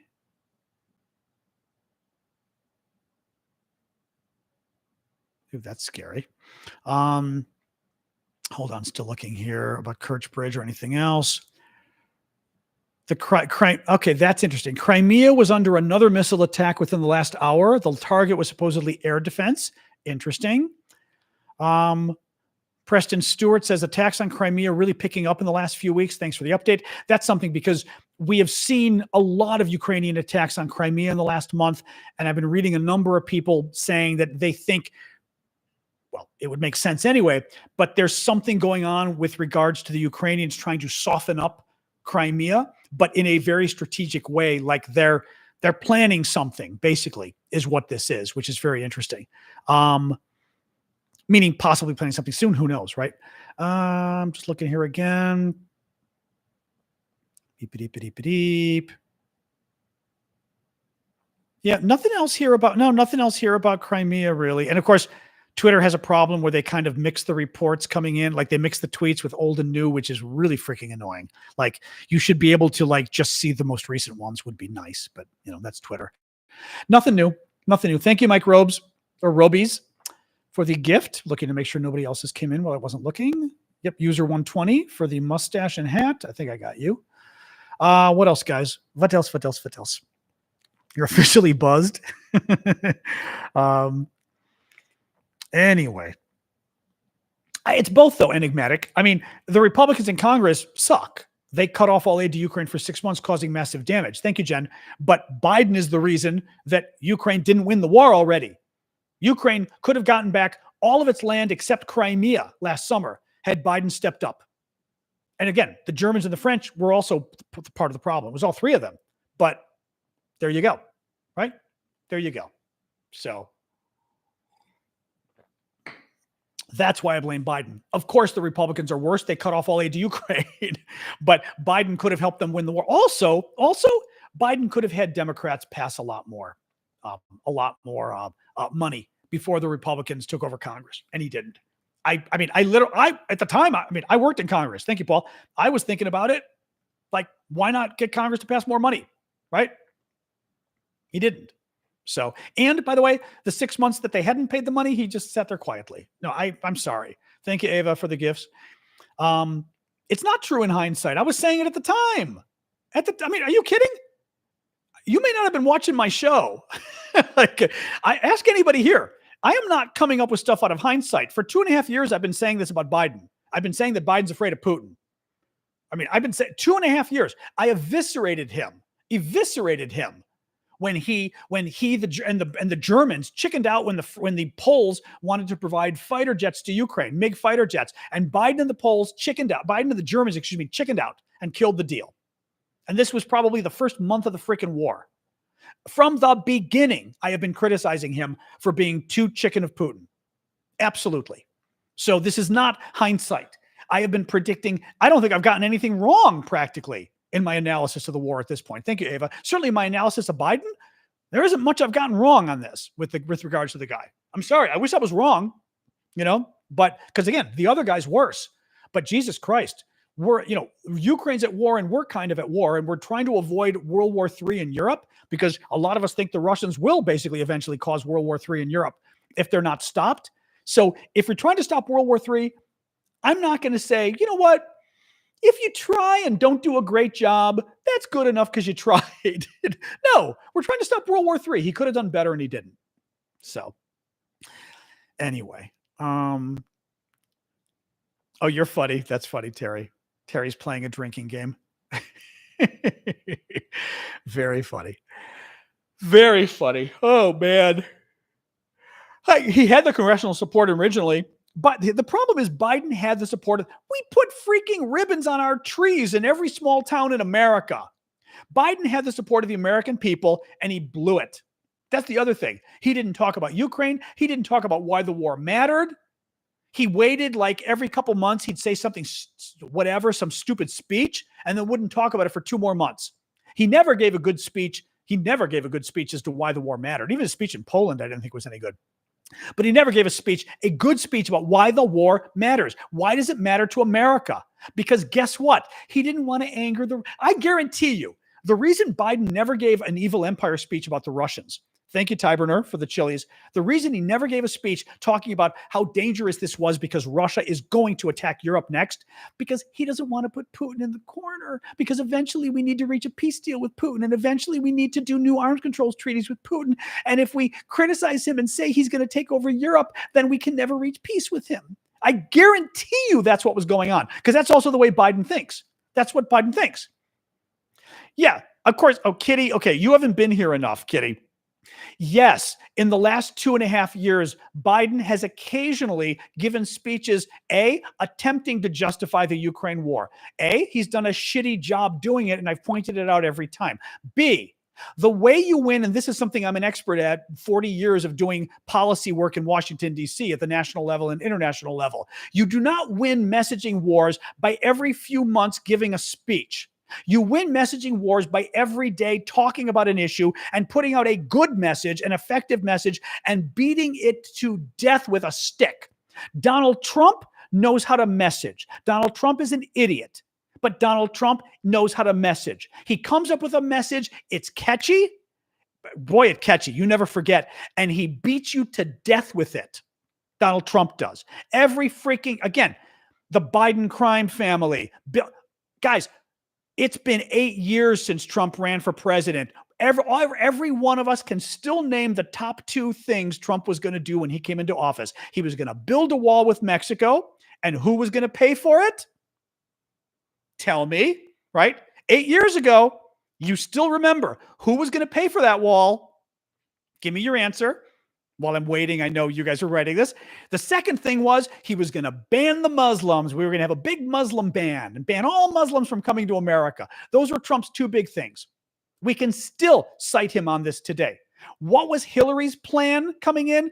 I couldn't tell you. I couldn't tell you at the time what Hillary Clinton was going to do. I certainly can't tell you today. I don't remember, and I didn't know at the time, right? What is Biden going to do in his second term? I don't know. He doesn't message. And frankly, it's ego and hubris as to why he's a shitty messenger, but he also doesn't message. It's just, it's ridiculous. It's absolutely ridiculous. So yes, I know a hell of a lot. Right. He called Hillary crooked Hillary. The man is a messaging genius. He's a liar and a crook and a disgusting human being and a traitor, but he's a messaging genius. Look at Trump and learn how to message. I am telling you, because I do this for a living and I've been very effective at messaging. That is how you message what Trump does. You come up with a message, you make it catchy, and you beat it to death nonstop. Biden, every couple months, talks about Ukraine. He hasn't really done any big speech on Ukraine since the State of the Union, which was March 1st or so. It's been 3 months. Great. I went to a family event recently. A cousin of mine that's supportive of Ukraine said to me, Biden never mentions Ukraine. Like, it's not in the news anymore. Like, no one cares anymore. Exactly. Nobody cares anymore. We care. You and I care. The public doesn't care. Public just doesn't care. It's not in the news. I mean, it's in the news. It's on CNN, but it's not talked about every day. Our president doesn't talk about it. Nobody talks about it. Nobody talks about it. It's just so annoying. Nikki Haley. I mean, Alex, my thing with Nikki Haley as a future president on foreign policy, she's very good, I think. I mean, I don't know all of her foreign policy, but she's very strong. And I tend to be more hawkish on foreign policy. She was great on Ukraine. Domestically, she's very conservative. She's supporting Donald Trump. I unfortunately for Nikki Haley, she's this conservative Republican from, what is it? South Carolina. I'm already forgetting. Governor of South Carolina. And she kind of panders, and I wish she wouldn't. I wish she'd show a little more fortitude. She ended up endorsing. She talked about how Trump was like dangerous for America. She just endorsed him for president because she wants to be president someday, and she realizes she's got to suck up to Trump. It's unfortunate. But generally, she's too conservative for me on every issue, but she's not crazy. And that's the difference. We're allowed to elect somebody who disagrees with you on every issue. That's okay. It's not okay, but it's okay, right? It's a democracy. But you don't elect somebody who's a literal POS, who roots for America's enemies, who steals from the government, who steals from foreign countries. I mean, it's just nonstop. Who rapes women. I mean, my God, it just doesn't end with him. It's just absolutely just ridiculous. Anyway, oh my God. Trump has not picked a VP yet. Nope. I'm sure it'll be somebody crazy and unexpected. You're welcome, Alex. The Trump jury deliberations, who knows? The jury is now, meeting to discuss whether Trump's guilty of that sort of complicated trial, the Stormy Daniels trial, when Trump slept with the porn star and cheated on Melania right after Melania gave birth to their son, Barron. So Trump went out and screwed a porn star to commemorate the birth, I guess, of his child. Really nice of him. And then paid her $130,000 to shut up before the election so that she wouldn't talk about it and get him little do we know Republicans couldn't care less. So it probably wouldn't affect it anyway, but thank you, Brad Atata, for the cap. That trial has now gone to the jury. The trial is much more complicated because it deals with campaign finance. It deals with Trump lying about the money on federal forms, using it to try to influence the election. So there's a whole complicated sort of legal theory behind it. But bottom line, that's the case. And, will the jury convict him? I don't know. I'm not convinced they will. I'm not convinced they will. What percentage of people cheat? I got news for you. I'm not really thrilled about electing a president who screwed a porn star right after his wife gave birth and then paid her $130,000 in hush money the month before the election to shut her up. I think that's disgusting. On so many levels, cheating on the wife, I'm not thrilled. Cheating with a porn star, I'm really not thrilled. Doing it right after your son was born, really not thrilled. And then paying her $130,000 in hush money, really not thrilled. Really not thrilled. Yeah. And again, let's add it to everything else Trump has done. He's also a traitor. I mean, we've talked about this before. It's not like this is the only thing Trump has done. Okay? Let's keep this in mind, guys. This isn't like, oh, well, he was a great president and humanitarian otherwise. It's not like he tried to violently overthrow the government and end democracy in America with a coup d'etat, right? I mean, this is not the only thing Trump has done. But I think it's pretty disgusting. And frankly, Bill Clinton, scumbag too, right? I mean, he ended up being a great president, other than the Monica thing, which was disgusting and wrong. But he was personally, he was a scumbag. I'd met him. I had a meeting with Bill Clinton and a number of bloggers. Amazing, brilliant man. And again, he had a historically great presidency. He did. Great economy. Eliminated the debt. We were eliminated the budget deficit. Came in with a budget deficit from Reagan, all the tax cuts from Reagan and Bush, and eliminated them. Had a $400 billion surplus in the budget when Reagan left, when when Clinton left. But he was a scumbag. I mean, he was. I'll be honest about it. I hate to say it because I loved him in many ways, but he was a scumbag. So, in any case, all right, guys, let's call it quits. It's 7:30. I don't feel like once it gets this late, I don't feel like about recapping the news. But anyway, tomorrow's Thursday. Remember that we've got, thank you, Poutine. Appreciate that. Remember that we've got our show Saturday morning for the monthly subscribers. So anybody who is a monthly subscriber on TikTok, that's all the SNM, people with SNN after their name, Sasha News Network. Thank you, Super Hornet. On YouTube, that's all of you with a green name. Any of you who have subscribed, or sometimes when people give gift subscriptions for a month, TikTok or YouTube will throw it to you, and you'll get it automatically. So if your name on TikTok has SNN next to you, you're one for this month. If your name is green on YouTube, you are one this month. And that means you get to come to our Saturday show. The Saturday show is a lot of fun. It's much more small, intimate audience, and we get to hang out. And it's you guys hanging out with me. Nobody else joins us. Thank you, Tyburner, for the Diney. Thank you, Sage. Thank you, Rock Hunter. Appreciate the gifts, guys. But Jolie, sorry, make sure I didn't forget a couple of you guys here. Super Hornet, hope I thanked you. Yeah, so Saturday we have a nice show. We hang out, all of us. It's my way of thanking you guys. Thank you, Tyburner. Again, multiple gifts there. And it's my way of thanking you guys. And it's a much nicer kind of hangout because it's us. So it's like I said, it's several people on YouTube, maybe 10 people on Discord, maybe 70 people on TikTok. So it's a much smaller crowd. And I don't do a news show. It's us talking. We talk about the news if you want. But thank you, Tyburner. Thank you, Ava. Thank you, PC Knoll. It's smaller groups. So I actually, from the beginning, I can see all your questions and comments. So we actually can have a nice discussion. Anyway, that is for all the paid monthly subscribers. So if you aren't one, sign up. If you are one, feel free to show up. It's 11 a.m. Saturday morning, 11 a.m. Eastern time, US. That's New York City or Washington, D.C. time. Okay, otherwise, I'll be back tomorrow. Tyburner, you are on a roll today. Thank you. I appreciate all the gifts. You are wonderful. But you really are. And I don't know how you're doing like all different ones. Thank you. He's like hitting, or she is hitting all the gifts in a row. Like, da, da, da, da, da. Thank you, Jen, as well. All right, guys. So I'm going to sign off. Multiple gifts from Jen too. Thank you, darling. And I'll see you guys all tomorrow night. All right. Thank you, mods, as always, for modifying. Thank you, Jen, again for a gift for the Tiny Diney. Who was this? Ava with the I always love the twirly thing, and Rock Hunter with the music. Lots of gifts coming in. Thank you, guys. Appreciate it. And otherwise, I'll see you guys tomorrow night. Okay. So have a good evening. I'm going to go watch. By the way, I sort of like ending the show with different stuff. I've started watching a wonderful show on Amazon Video. Thank you, Colin. It is Jeremy. Thank you. It is called Made in Heaven. MADE, Made in Heaven.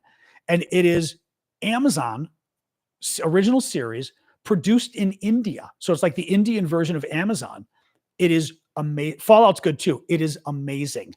It is about what do you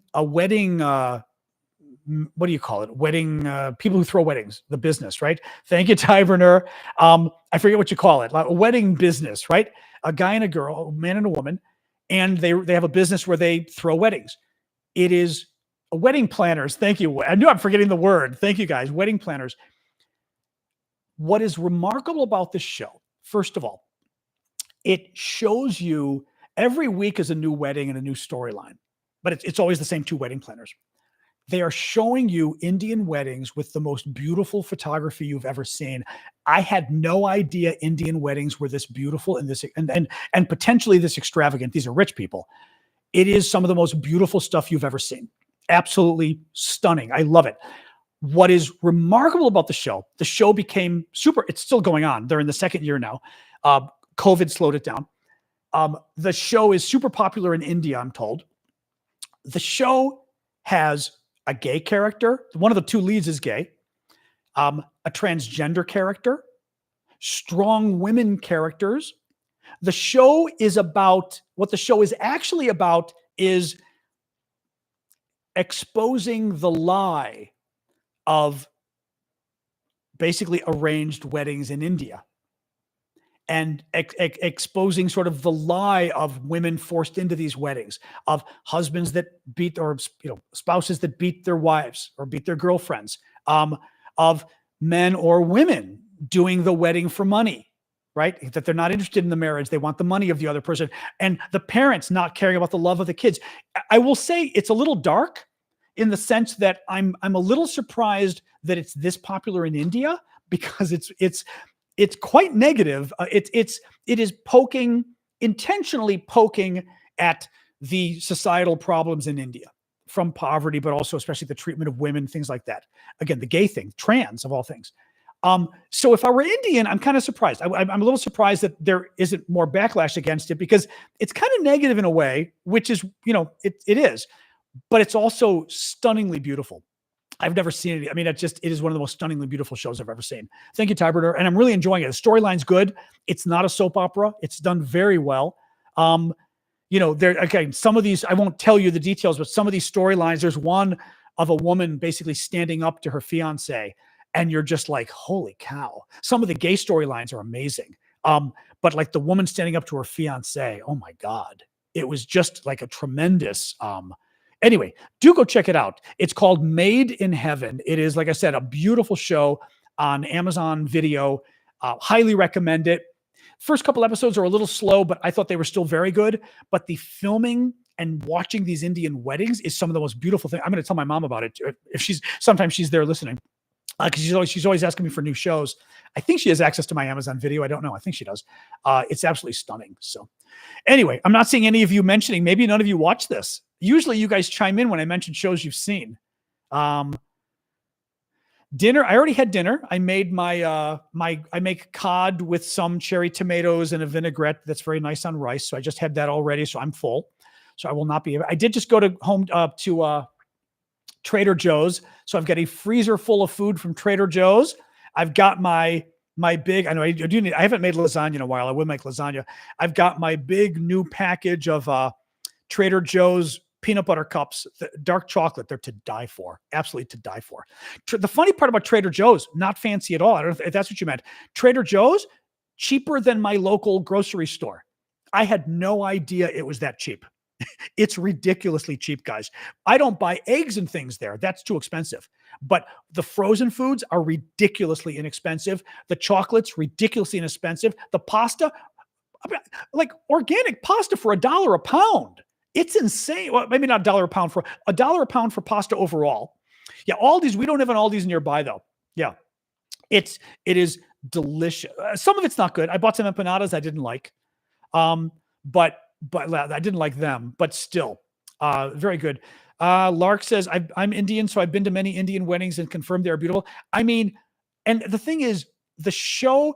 I will say this too. What's nice about the show is it is trying to point out the problems in Indian society to get India to change. But at the same time, they're doing such a beautiful job showing these weddings, and they're not treating the wedding as being a hypocrisy per se. I mean, obviously it's conflicted, but they're also, you can tell, thank you, Andy, thank you, Ava, you can tell sort of the love in the production of the show, in showing the weddings, right?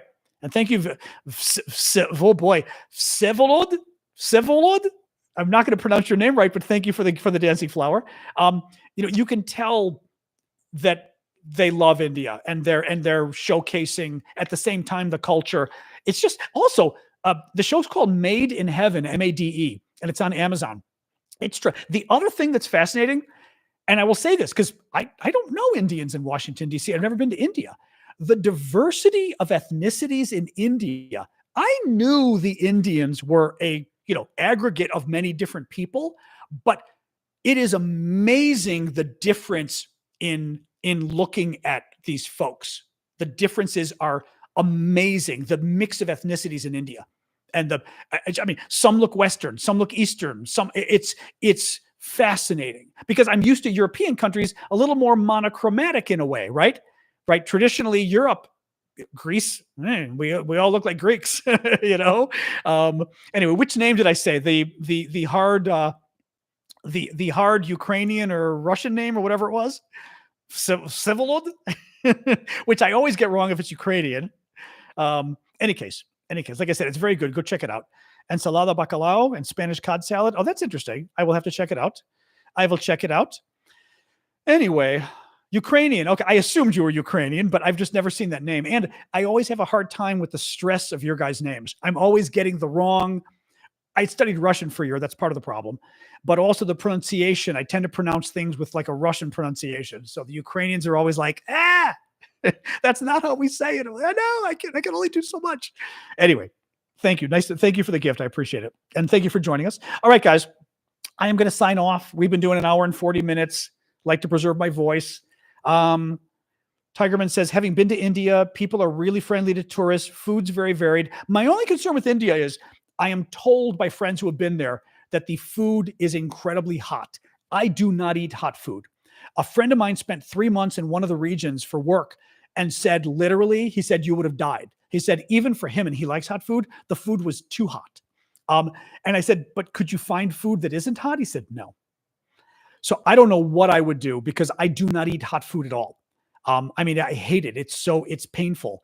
That worries me a little bit, you know. Yeah, as long as where I'm in, they can cater to the tourist palate. But I'm really, I will say this too, going to Indonesia. I've been to Indonesia and Singapore before, but I didn't really get to see much of either country when I went 20 years ago. I really loved Bali. I really loved Singapore. I say I haven't spent a lot of time. I've been to Asia 4 times. So for an American, that's actually pretty good. But I say I don't know Asia well. I'm really curious to see Asian countries now. Like I was always interested, but I really want to see China. I really want to see Vietnam. I really want to see Thailand. And I really want to see India. So I've got to start doing this stuff before I get too old. So we'll see. But I got to find food I can eat in India. Street food is the best. But can you eat street food and not get, deli belly? I did get Bali belly. It was not Philippines. I've certainly never been to the Philippines either. Are you from there, Karuna, or no? Or just somebody who knows the Philippines and likes it? But yes, Indonesia, exactly. Java was, Java, I'd love it. Java, that's interesting. Java, really. Obviously, everyone thinks of Bali. I don't know Java. I did just buy a very cool, actually, I can show you my auction piece. I bought a very pretty piece from Java in an auction the other day. I will show you.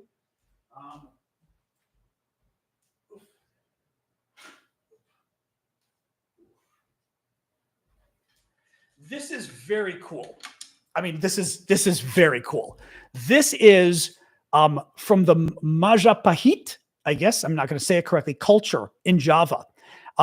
It dates back to sometime between around the year 1000 and maybe 1400. Hard to know exactly because they were in power that whole time. This is a religious type vessel, water vessel used for ceremonies. And I've been trying to get more information. I have not been able to get detailed information on it, but this was added 200 or 300 years ago. It shouldn't have been, but 200 or 300 years still makes it interesting. So imagine this is not there. It depicts the mountain that is apparently at the center of the sort of religious mythology or whatever you want to call it of Hinduism and Buddhism. I want to say Mount Meru, maybe Meru. And this is actually depicting the mountain on top. I did a Google image search. I've not been able to find more than a paragraph on it though. What this was used for was they put water in it for religious ceremonies, and they believed that the water would sort of magically, by the gods, convert into Amrita, which is some nectar of the gods that is like a milk produced by the ocean that in the Buddhism and Hinduism, I guess, was the creator of all life on the planet, that the oceans would churn and create this milk that created all life. And that when they did the ceremonies, they put water, and this vessel changed the water into that liquid. Anyway, it's totally cool. I did not pay a small amount, but I didn't pay a horrible amount for it. but there are examples of this in the Royal Albert Museum or Royal Victoria, what is it, an Albert Museum in London, and in the Philadelphia Museum. And I was able to Google before I bought it. Thank you, Ty Burner. Before I bought it, I double checked and they've got it in their museums. But yeah, the patina is just lovely too. Look at the patina on this thing because it's bronze. The patina is now the focus there. I would say the focus was a little off for the YouTube people, but the patina is absolutely stunning on this thing. Anyway, I love this kind of stuff. I've always, the name, it would be called all right, Majapahit. Let me double check. Majapahit or Majapahit, I think, Majapahit, Majapahit water vessel is what it's called. But I have only been able to find a paragraph on it, and that's it. And I'd like to find out more about it. Now, the other interesting thing is the Majapahit. Now, you think it laid on the side? It could have. The thing is, it could have been buried underground, right? I mean, who knows, right? We don't where this was. I did not know about the Majapahit culture. Apparently, they were like the premier culture in Southeast Asia around Indonesia for hundreds of years, and had like taken over a lot of Indonesia. I think like Timor, a number of the other countries in the area too. I think they got up to Sri Lanka too, but they got a number of countries in the area. Very interesting. This is not a price tag. It was an auction. That's just a description of what it is. But so they were like this super big culture. I bought it at an auction. Basically, hold on a second. I'll tell you guys in a second.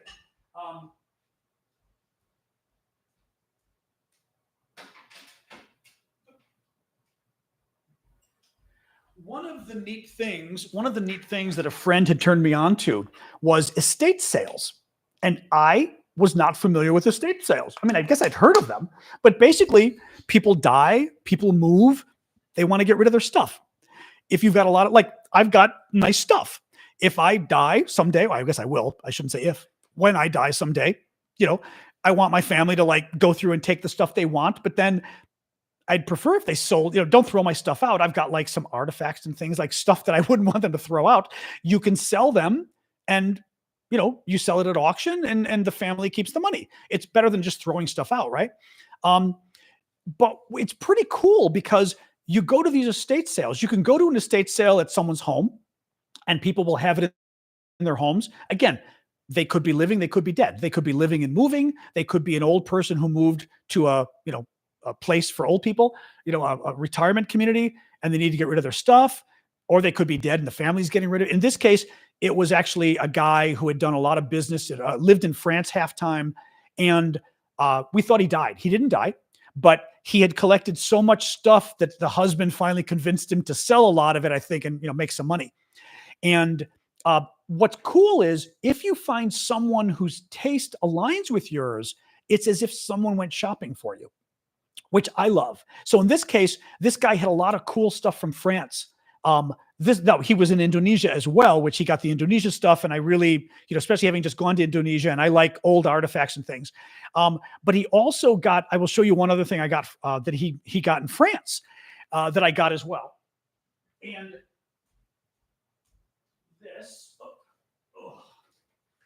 this is neat because it is a World War II poster from France. And if you don't speak French, it says pour la France, which is for France. And the bottom says sois marin, become a sailor.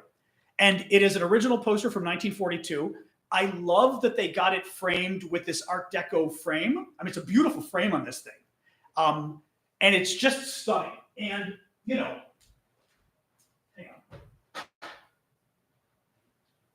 For example, I paid $200 for that. Okay. $200 is not cheap. Anybody who's ever tried to buy any artwork, a frame like that, I guarantee you they probably paid, what do you think they paid? 100, 150 easily for that frame, I'm guessing. Right? Like that's crazy. In the Navy, you paid 200 for that. What do you mean by that, Mark? I'm not sure what you're referring to. But yeah, so like that is Yeah, I mean the frame, right? The frame, or 200 for the frame. I mean, and it's a cool Art Deco frame. That frame easily is probably $200, right? I live in Washington D.C., Bailey's. I like, and of course, I lived in France. I've studied in France. Like it's, I also have a very strong connection to France, so I love that it's World War II, right? I just everything about it. The other thing, I love this kind of stuff. The problem is, right? It's Stephanie's saying her kids don't appreciate it. The other thing, a lot more like 200 for the frame alone. I literally, that was my upper limit, and it was actually, the bidding was started at 300, and I was like, I'm not paying 300 for it. So I was just watching it. No one was bidding, and finally they lowered the price to 150, and I was like, holy shit. And I bid 150. Somebody else was bidding against me, and I think I bid 175 or 200 or whatever, and it was the last bid I was going to put, and the person stopped bidding, and I was like, yes. The final thing I got, I will show you. I think this is very cool. A friend of mine who went with me couldn't believe I liked this. He's like, you like this stuff? It is folk art. Well, it's a combination. It's folk art, but it's also traditional from Mali in Africa. And I've been to Mali. So like, I also feel like I have a connection to Mali too. I love Mali, wonderful country.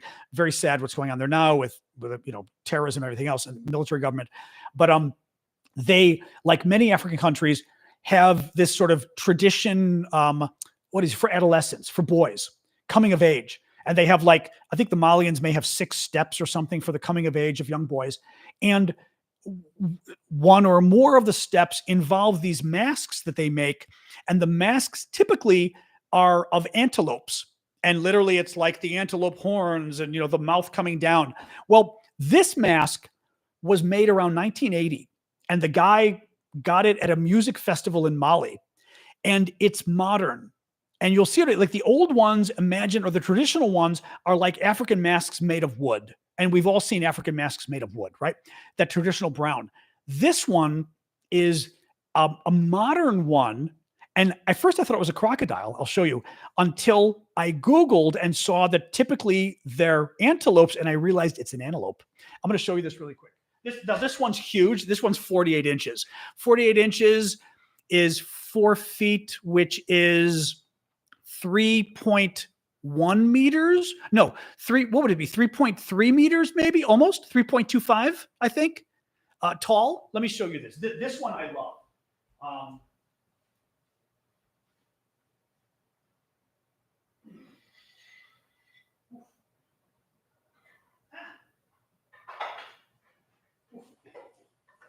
Right, I'm trying to do this nicely. I mean, look at this thing. I'm trying to move out of the way. Here. I mean, to me, this is absolutely tremendous. I love this. I think it's absolutely amazing. But you can see how big the thing is. 1.2 meters, 1.22. I think it's absolutely tremendous. But it's an antelope. Those are the horns on top. That's the face on the bottom. That's the jaw hanging down. This on the sides, this on the sides moves. There's actually string inside. See, I'm pulling the string inside. I mean, I love this stuff. And again, it may not be your taste. It's very modern. I think it's absolute, because it's folk art, but it's a mixture. I'm going to put it down again now. I'm terrified even carrying this.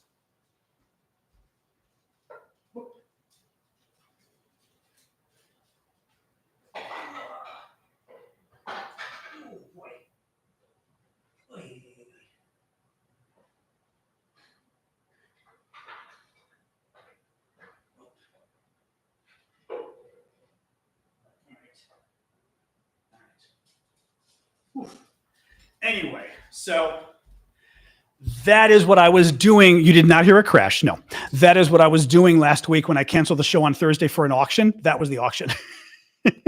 That was the auction. I just think it's the coolest thing. But again, it's from Mali in Africa, Mali, African country. But it is a modern meaning 1980, modern version of traditional art that is used to celebrate the coming of age of young boys. And traditionally it's made of wood. this is wood too, but made of wood, dark brown wood, very traditional African mask, but with big horns, long face, whereas this is clearly made modern at the same time. Yeah, I'm not going to get a glass case. Glass case isn't a bad idea, but I have no idea how to even get a glass case made. Jean-Marquis. But I am gonna hang it up. I know it probably is better with a glass case so it doesn't get all dusty and stuff, you know. And that was actually even cheaper than the French frame, you know. Yeah, the baleen. The problem is the baleen. I'm not going to move, but yeah, the baleen I got in. The baleen is the big, for you guys on YouTube. This guy, it's from the mouth of a whale, and it's from Alaska. Very big deal in Alaska. But I'd done a lot of work. I worked for the senator from Alaska for 5 years, and I mean the baleen can be moved, but I don't want to move it. So. See, the people on it, I mean, the people, it's modern art, basically. Typically, it would not have people on it. Typically, it would be, again, I've got it on my phone and on my computer, but I can't show you. Typically, it would be just, that is an antler with the people. It's an antler. I mean, not antler. It's an antelope.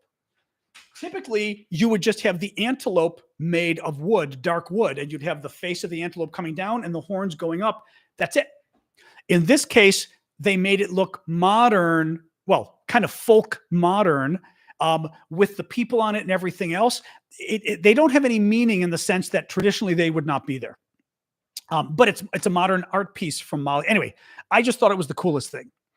Anyway, so there you go. That was why I missed the show last Thursday when I was at my estate sale. But I bought them all here at an estate sale. Thank you for the gift on YouTube, the balloons. I bought them all here. I was just telling folks, a friend of mine sort of convinced me years ago to start going to estate sales where people who are moving, people who, you know, retire and you go to a smaller apartment, they sell their, or frankly, somebody dies and you inherit their house. You know, mom dies, you know, and you sell, mom's got good furniture and stuff and you sell it. And honestly, somebody like me, I've got cool stuff from all over the world. I mean, hell, my French picture alone that I've got here that I made of the Louvre. I've got a big, show you guys, but this big, this is for TikTok, I'm pointing right now. This picture for you guys on YouTube, it's this picture. That's a big panorama I made back before computers back before your phones could do it. It's a panoramic view of the courtyard of the Louvre Museum in France. And I made it by looking out the window from the inside and taking 3 rows of photos, 8 photos across. It's about 24 photos combined. So so basically imagine this chopped up into 3 rows and each row has 8 photos. So it's 8 photos. And then I moved down, 8 photos, moved down, 8 photos, and then used my computer to stitch it together. So it's kind of cool because it also it wasn't just a photo, right? And I will say the best compliment I got, Sasha, you done? The best compliment I got from somebody, which was very funny once, they came in and they said, "Oh, that's really cool. Did you get that from IKEA?" And I was like, IKEA? And then I thought about it and I was like, okay, that is kind of cool. If you thought I got it from IKEA, it means you probably think it's pretty cool. You know, it's a good piece. So any case, but I mean, like, you know, if I die, I wouldn't want somebody to throw it out. You know, I would want somebody to either keep it, or if they weren't into it and I've got enough other stuff from all over the world, sell it at least so somebody else can appreciate it. I was telling Callum about this and he thought it was kind of creepy buying. Now, this guy is alive, but other people, I bought stuff from people who have died too. Callum thought it was kind of creepy buying something from somebody who's dead. And to me, I liked it because for me, it's sort of continuing their love of this stuff. Like for me, I collect artifacts and old stuff and stuff. To me, it's neat buying, like this guy clearly liked the Indonesian, you know, the Indonesian vessel that I bought that's, you know, anywhere from 600 years old to 1,000 years old. He clearly loved the history of it and everything else. And I feel like I'm continuing that for him, you know, to me at least. Yeah, I don't find them creepy at all. Because again, it's not, it doesn't, I mean, I don't want the bed the person died in, fair enough. But other than that, to me, it's as if the best part is like this guy or a couple other guys, estate sales I've been to, it's like someone curated it for you who has your taste, you know? It's almost like going to a secondhand store, but imagine it's a secondhand store and it's somebody who the whole secondhand store is somebody who has your taste in clothes. So you're like, yay, it's like your own personal shopper, you know? So no, I've gotten a lot of cool stuff over the years. not a lot, but a small, actually, I told you, I've got like other interesting, a U.S. ambassador to Uzbekistan and a couple other places. I got several neat things from his estate sale. I think he had died. But some very beautiful cloths from Uzbekistan that I need to basically put on a wall. But things like that. And I love stuff from all over the world. So you can also get stuff from all over the world without going all over the world. And sometimes you get a good deal, which is nice. It has been 2 hours. I'm going to go in a second. But also, if you're careful, you can get a good deal on stuff. Well, that's true. All the great art in the world is from somebody who's dead. That's true. I mean, when you think about it, right? Any art that has any age to it, somebody owned it at some point who isn't alive anymore. Any case, so yes, I love this stuff. My sister's going to come out at some point soon to basically help me hang stuff because I have no idea where to put anything, and I've got to put it up. Abstract art, that's exactly what I'd call it. Yeah, yep. I just love old stuff. Yeah. I love artifacts. I mean, artifacts are my favorite. I like old. It's just very, that's Sasha squeaking in the background. It's just very meaningful to me owning something that somebody created, especially 500 years ago, 1,000 years ago. I mean, I've got these little pre-Columbian pieces that are not terribly expensive, but they're very old. I mean, I have to double check. It's on they're 4,000 to 6,000. I think they're 6,000. Let me check one here. Let me check. I think they're 6,000 years old. Hold on. I wrote down, I sort of wrote down things because I was like, as I get older, I don't want to be like forgetting stuff. You know what I mean? Come on. Where is this? There it is. Where is this? There they are. There they are. These are Valdivian. Yep. 2000 BC. So they're 4,000 years old. Okay. I will show you the Valdivian piece really quick. And they're not, again, I don't have any problem showing these because they're not that expensive. So like, it's not like I'm showing you something worth $1,000 or something like, you're going to rob me. They're just not worth that. They might be worth $100, $200, which is also cool to me. Something 4,000 years old is $100. So hold on a second.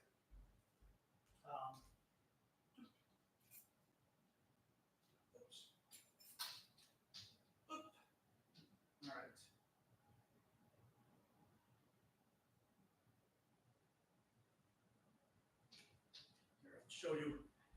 I will show you two of these. These are Valdivian from South America. The heads are broken. Typically, they find them in tombs broken. They don't know the significance of why. They think it's something spiritual, of course, with them being broken, but the heads are broken. In this case, I'll show you this one first. So this one, what's interesting to me is they look Asian to me, and that's what blows my mind. So this one first, you can look at this woman. Look at the hair, although it could be Asian, it could be Egyptian. You look at the hair and back. And again, this is from 2000 BC, okay? So you guys, her hair, the face, the hair and back with the stripes, 2000 BC. This is one that, like I said, I look at and I see Asia almost when I see this. I don't think South America, sort of just the stylized face with just the stripes on it, or Egyptian. Again, Egyptian, you're right. This one could be Egyptian too. And I've got a third one as well. Yes, that artist has passed and the owner passed as well. But these are from 2000 BC. I love that somebody 4,000 years ago took the time to like do the stripes in her hair. You know what I mean? That just blows my mind that like 4,000 years ago, somebody sat there and drew those stripes. I just find that fascinating. So I'll put these back.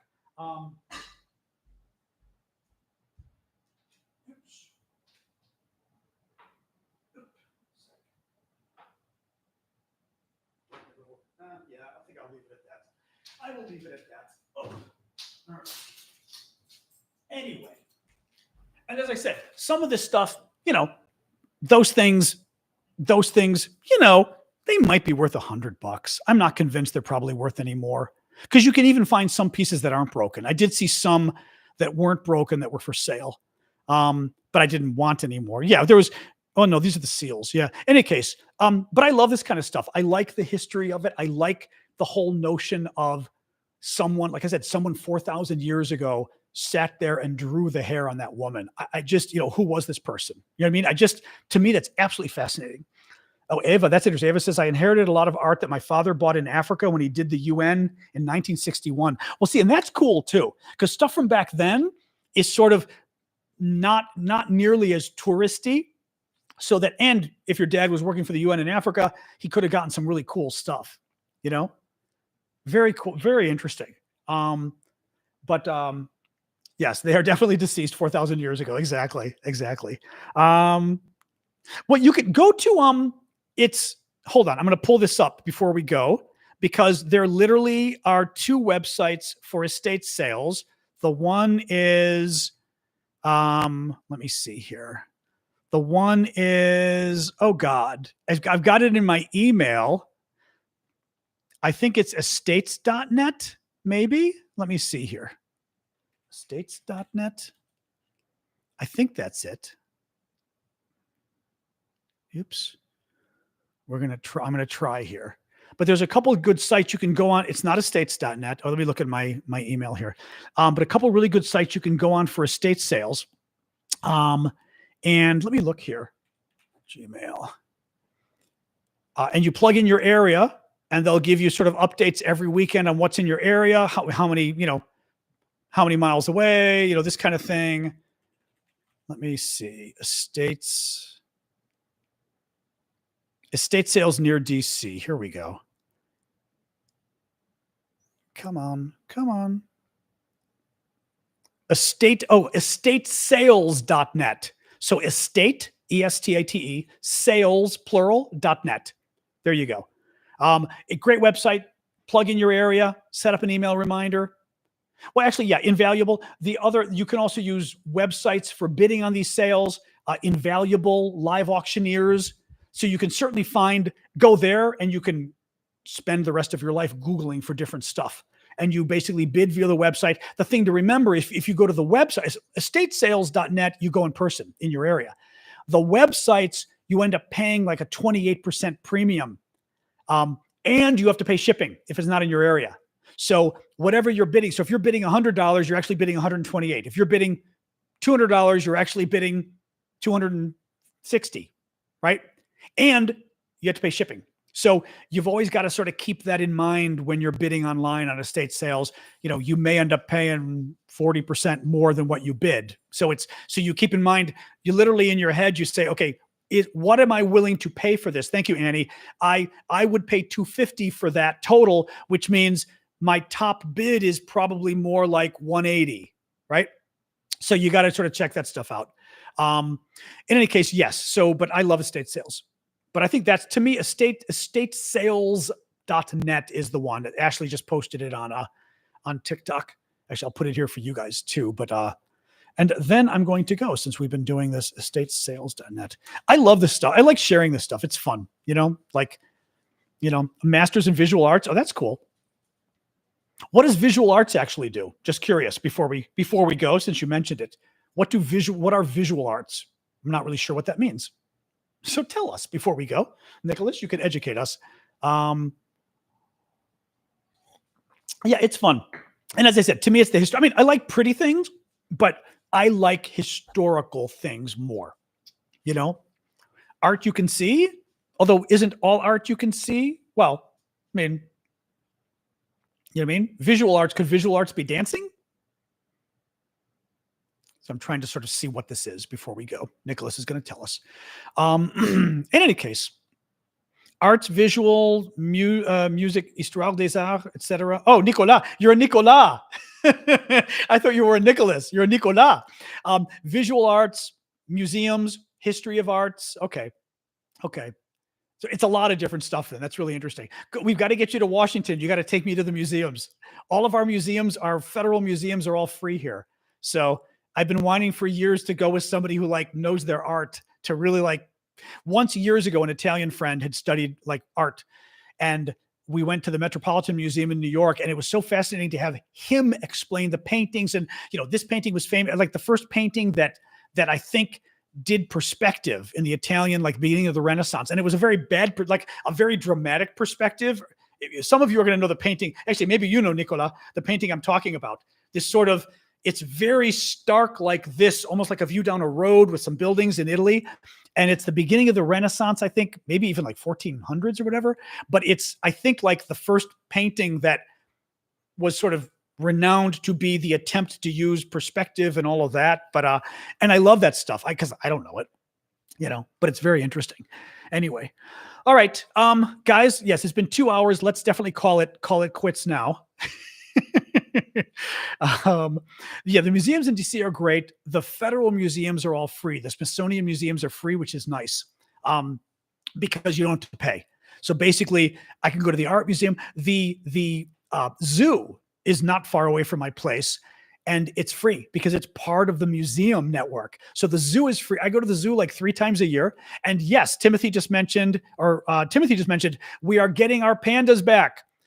We lost our 3 pandas because the Chinese got mad at us last year, and we are getting 2. The deal just got worked out. I think towards the end of the year, we're getting 2 new pandas, or later in the year, we're getting 2 new pandas from China with a 10-year lease, which is good. So that will be very exciting. I thought that was kind of a mistake on China's part. They took the pandas back because they were mad.